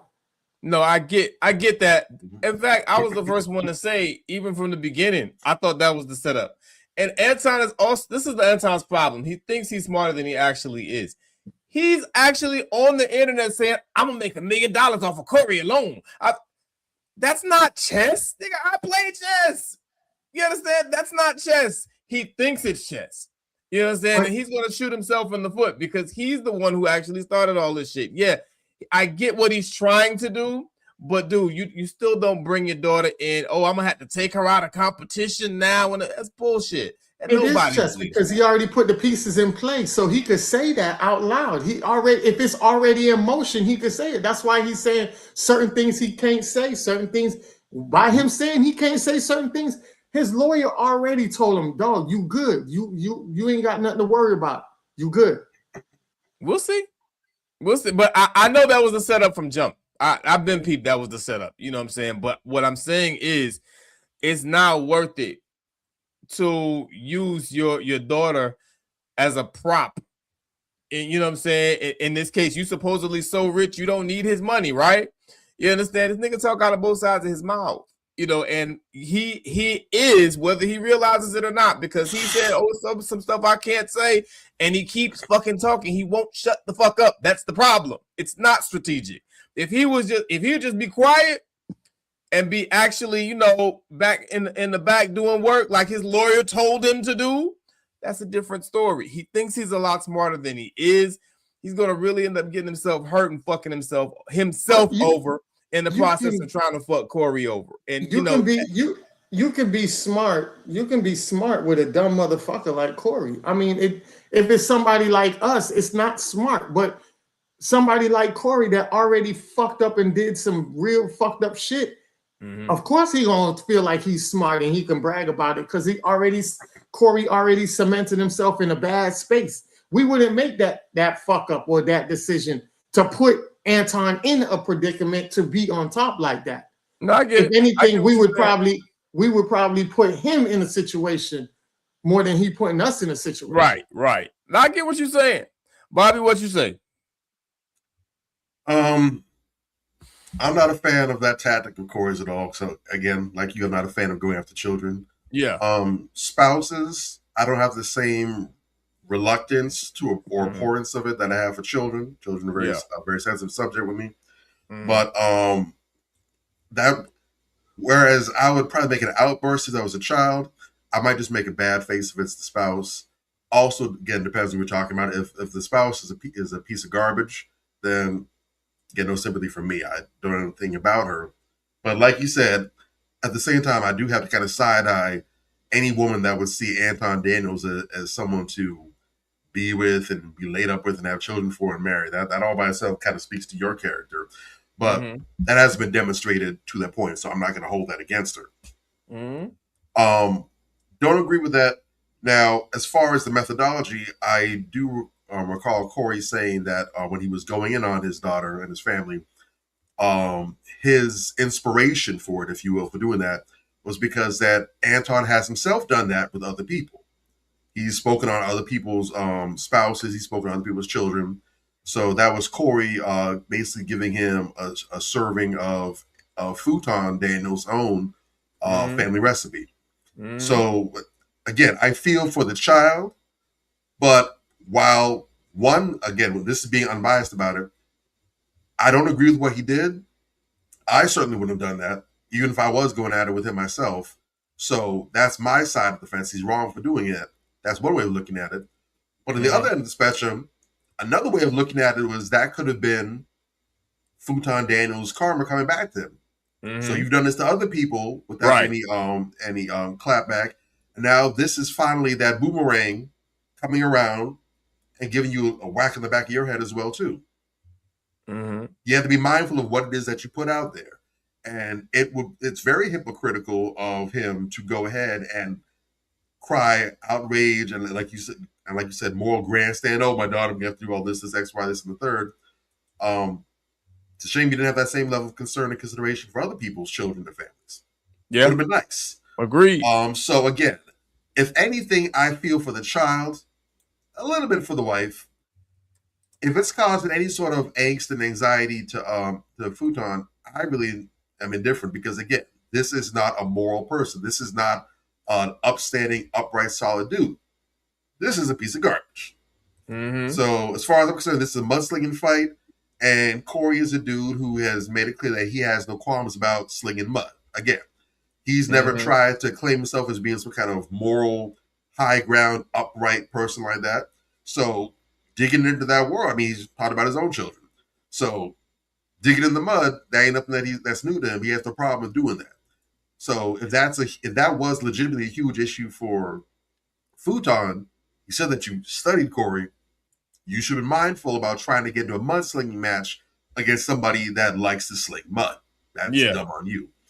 As far as what legal recourse he can go and actually take against Corey, that remains to be seen. That could just be pontificating because Corey did mention that he has some project that he's working on, and he does have a legal thing that's coming up. I'm guessing that's the what's her name? The comedian chick, Christina, what's her face? I'm guessing that's the case that he was referring to. So he does have some things coming up that could just be him trying to put some pressure on Corey because Corey did say things like he has stuff coming up. He has some other projects he's trying to launch, whatever. So he kind of has his hands full. Yeah. Maybe he's hoping that that's going to kind of scare him or get him to back down or whatever. Futon is a Noted liar. He's a decorated liar. Mm-hmm. So what actually is and what isn't with him is anyone's guess. All we have to do is sit back and just watch and see what actually unfolds, what happens. And if he does take legal action, we'll definitely hear about it. But if not, then it's just another lie from the Benzino-necked jackass from Detroit. Facts. But I definitely agree with your sentiment. Those people, period, especially the ones that don't actually come from the streets like that, they don't have that kind of street backing to them. They just maybe have some book smarts, whatever. Mm-hmm. But they think they're so goddamn smarter than everybody else, and they just got one up. He thinks he's smart. Those people are lightning rods for sideways. I can't count how many times I've seen people that are just like that. They got that arrogance, that hubris. Mm-hmm. They just think that they're sniffing the clouds. Yeah. And then finally something comes around that knocks them out that anybody with half a brain could have seen, but because they were so full up on themselves, they couldn't see it. It happens. You can damn near set your watch to it. When it happens to him, I'm going to have my glass in hand. I'm going to have a nice long chuckle. I ain't going to feel too bad about it either. That's as far as I'm concerned. It's the chickens coming home to roost. And like Elder Malcolm said, I don't cry when chickens come home to roost. In fact, I get kind of glad. Yeah, I'm just saying, like, it may come from that chick, because that chick did not do him any favors when she put that video out, that Mika girl. Ooh. God damn, that was not a support video at all. And she forgave Corey, and Corey didn't ask for her forgiveness. Corey dissed her several times. She said, "I forgive her." Corey turned out offering her a job. She said, "Matter of fact, he pulled that Jade on him and said, but come see me at the Plaza Hotel. I might give you a job." And if you look at the body language that's been between them lately on the podcast, I would, man, again, he thinks he's smarter than he is. That's a dumb nigga. You know what I'm saying? And I no don't. Nigga is dumber than a dumb nigga that thinks he's really a smart nigga. I'm just saying, bro. What? You gonna put your daughter out there like that, and your wife out? You gonna use them as props now because you want to set up this chess move? Fuck out of here, nigga. Corny ass. I just can't with this nigga, bro. Like, he's gonna get himself harmed in real life. Also, real quick side note. Yeah. This is actually an excellent window into this sort of dynamic. Ladies, sisters, hear me. Y'all talk about men that protect and provide. This is a textbook example of a man that not only doesn't protect, but is willing to go ahead and use you as a shield and a pawn. Come on, man. There's no protection for her. He's willing to, for all intents and purposes, he may as well set her out on the boulevard to work the blade. For all intents and purposes. I need you to stand in front of me, babe, catch all these fiery ass darts heading my way. Thank you so much. I'm going to give you a smack on the ass afterwards for a job well done. And his daughter, too. Yeah.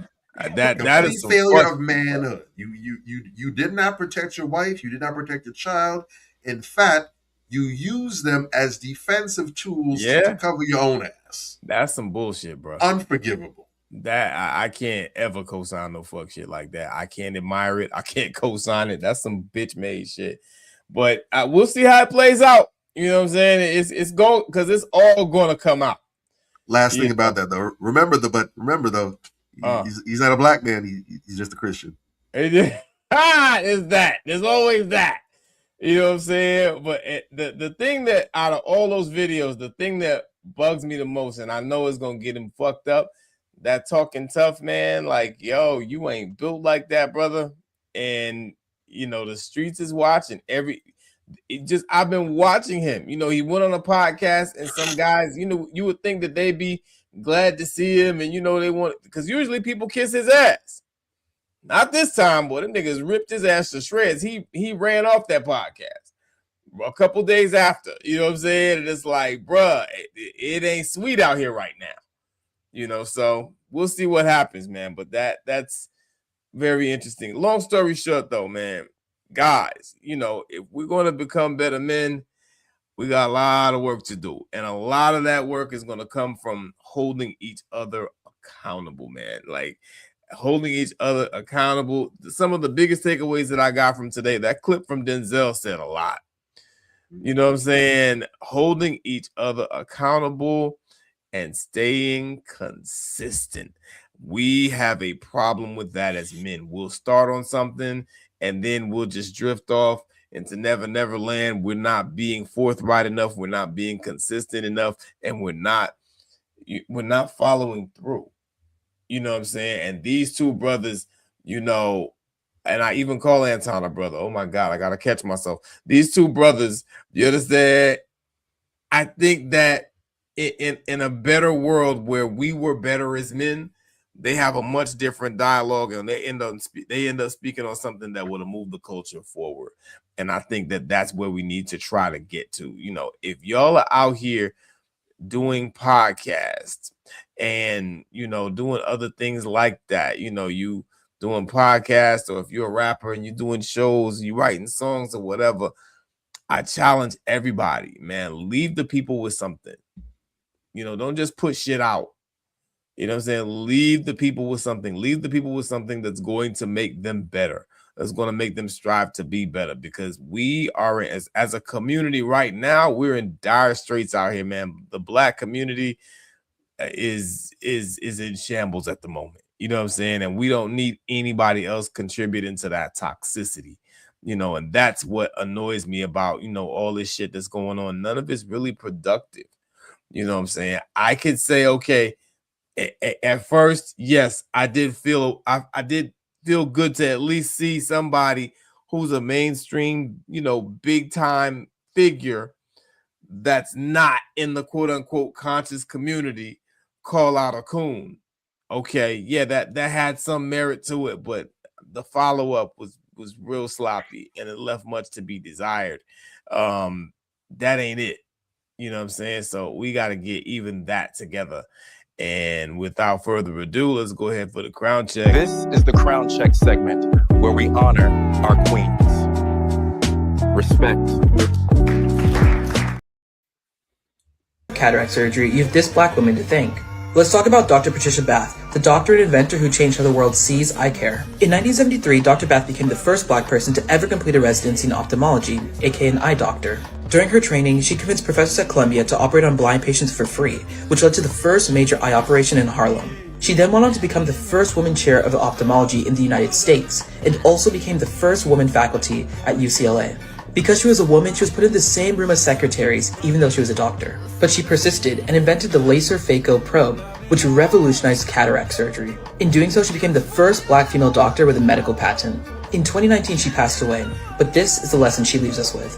When I achieve these things, it helps what other women and other people of color, Black women, can do. But keep in mind, I never had any doubt.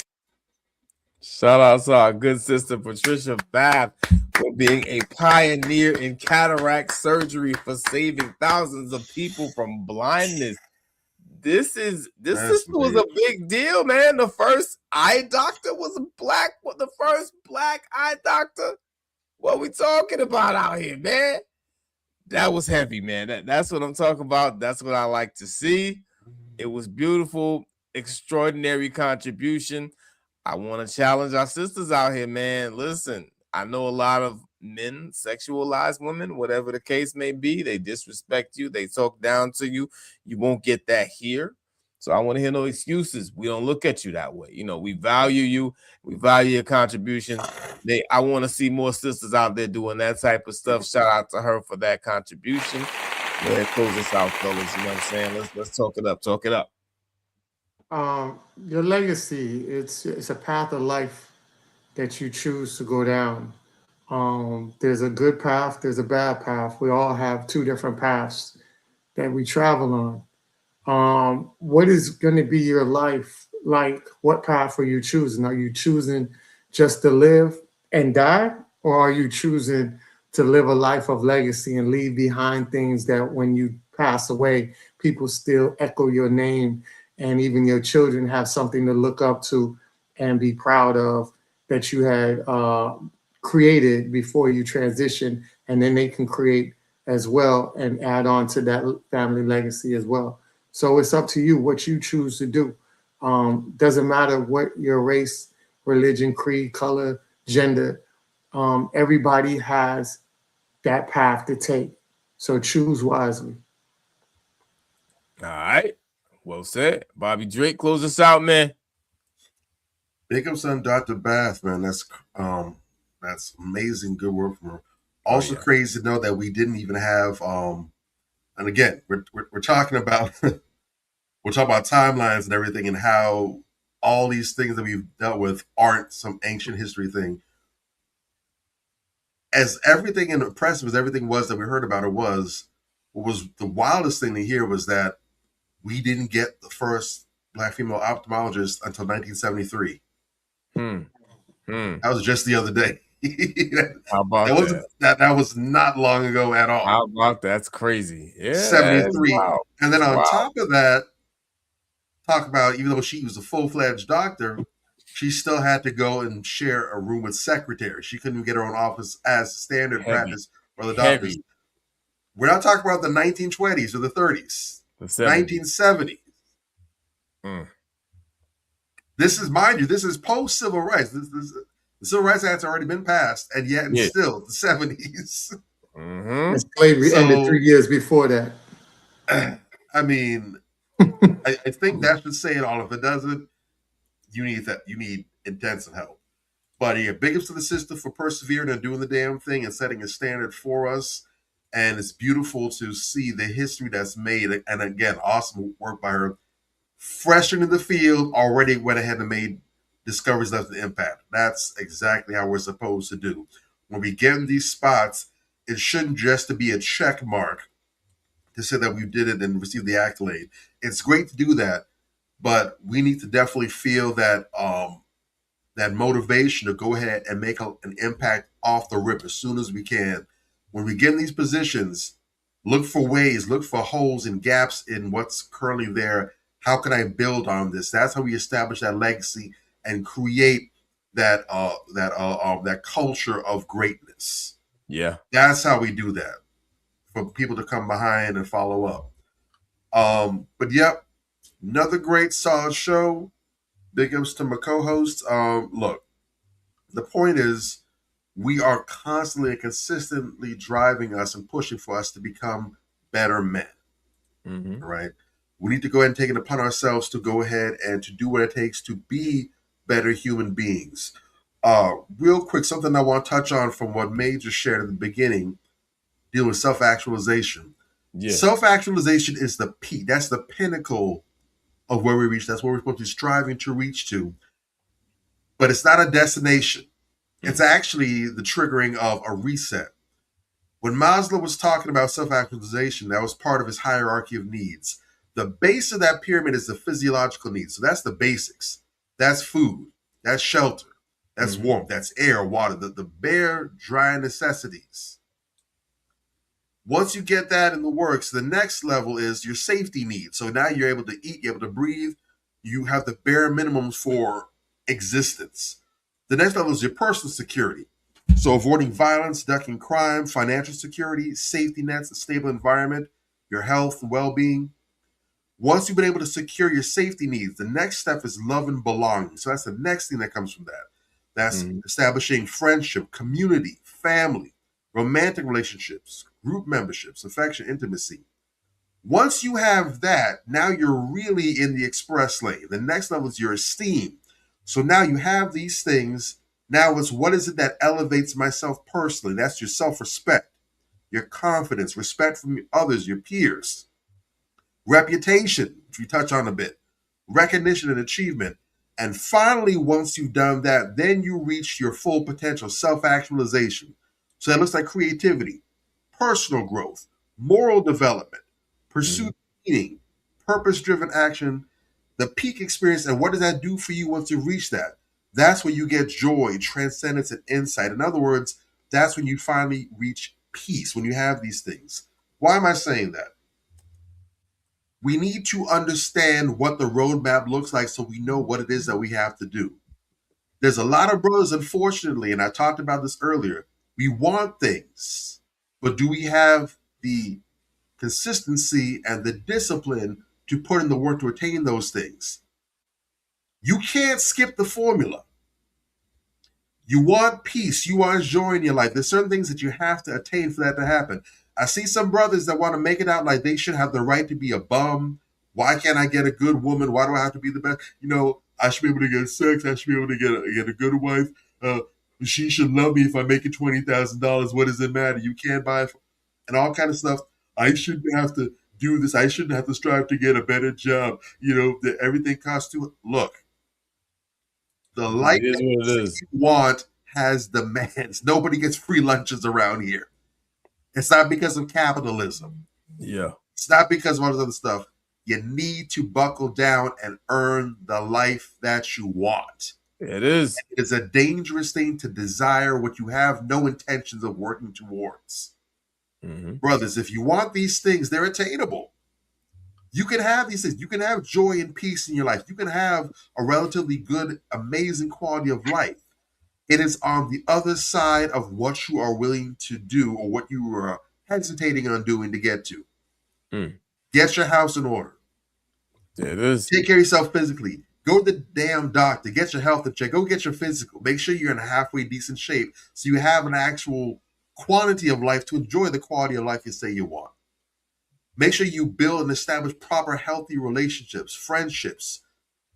Mend those fences with family members. Do right by the people who love you that you build intimate relationships with. Be good to your kids. Fight for your children. Be in your children's lives. Be that role model for them. Do those things and you can feel good about yourself. Get your confidence, your self-esteem going. You can actually like the man that you look in the mirror. You can actually respect the man that you look at in the mirror. Yeah. Once you do that, then you can work towards self-actualization and finding your purpose and tapping into that. And once you do that and you've become the man that you've desired to be, don't just sit there on it. Rinse, wash, repeat. Start from the ground up and get to a higher level. That is what becoming a better man is about. As far as I'm concerned, that is peak manhood. It is. It gets no greater. It's not a destination. It's a continuous journey. And our goal is to get as far as we can within our lifetimes. That's what it's about. If you like what you've been hearing tonight, go ahead, that bell icon up there, click that one good time. Subscribe to all notifications so you can be alerted when we're going live. That's the only reason we're going to have for blowing up your timeline. Make sure you also like, share this episode, tell some friends, tell a friend, tell a family member, tell an enemy, tell your boss, tell your subordinate, tell the garbage collector, tell anybody about these dudes that's on this podcast. We want to appreciate all our fans over in YouTube land, all our Facebook squad, our IG peoples, much love. Those who joined us early, late in the broadcast, it doesn't matter. Thanks for kicking it with us. Until next week, 8 p.m. Eastern Standard Time, this gentleman here is the Major Gage. This suave brother up here is Anthony Malcolm. All right. And this roughneck is Bobby Drake, and we are Manversations 2020. Dad. Manversations. Man up.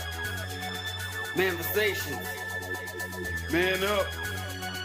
Manversations. Man up. Manversations. A place where we inform, build, and inspire. Manversations. Man up. Manversations. Man up. Manversations. Man up. A place where we inform. Manversations. A place where we inform, build, and inspire. You gotta eat what you kill. You gotta go out there, you gotta hunt for your meals. We all have that ability to connect with people, to be that motivational person in somebody's life. You gotta let people know there's certain lines you don't cross and that there's gonna be consequences if you do. Man up. If you are an adult and you are in a relationship, that person's emotions are not your responsibility. Man up. Manversations. Man up. Manversations. Man up.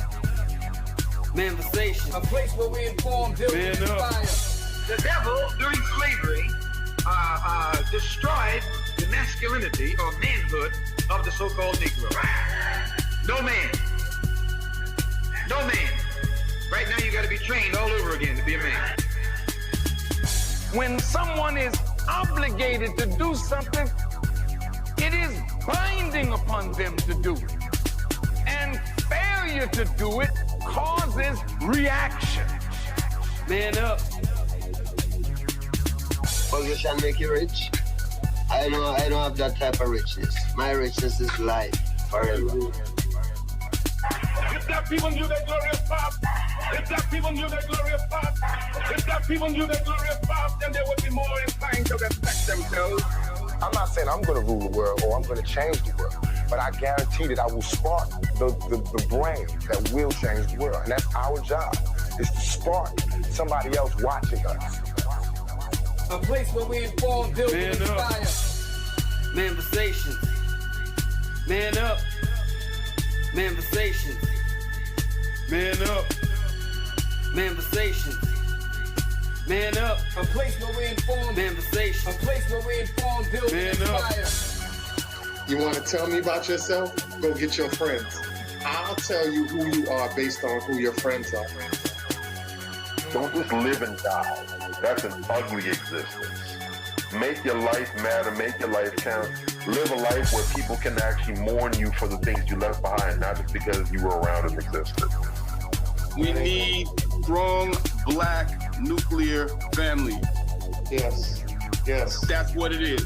Mother, father, son, daughter, all in the same house with a focus on the family unit as a whole. We had Tulsa, Atlanta, New Jersey, Detroit. We had Rosewood. We had Black Wall Streets all over. The Republicans aren't for us, but the Democrats aren't for us either. And we should have no alliance to any political party. We only have alliance to what is in our own best A interest. place where we inform, build, and inspire. Manifestations. Man up. Manifestations. Man up. Manifestations. Man up. A place where we inform. Manifestations. A place where we inform, build, and Man up. inspire. At the end of the day, as men in the community, we Man must up. stand together and be counted because people look to us for guidance, leadership, Man and up. protection. And if we are not about that business, we are not on our job. Man up. Here we have grown-ass man conversations in the spirit of that purpose. Man up. Anthony Malcolm, Bobby Drake, Major Gage. Man up. We are. This is Manifestations 2020. Manifestations. Man up. Manifestations. A place where we inform, build, and Man up. inspire.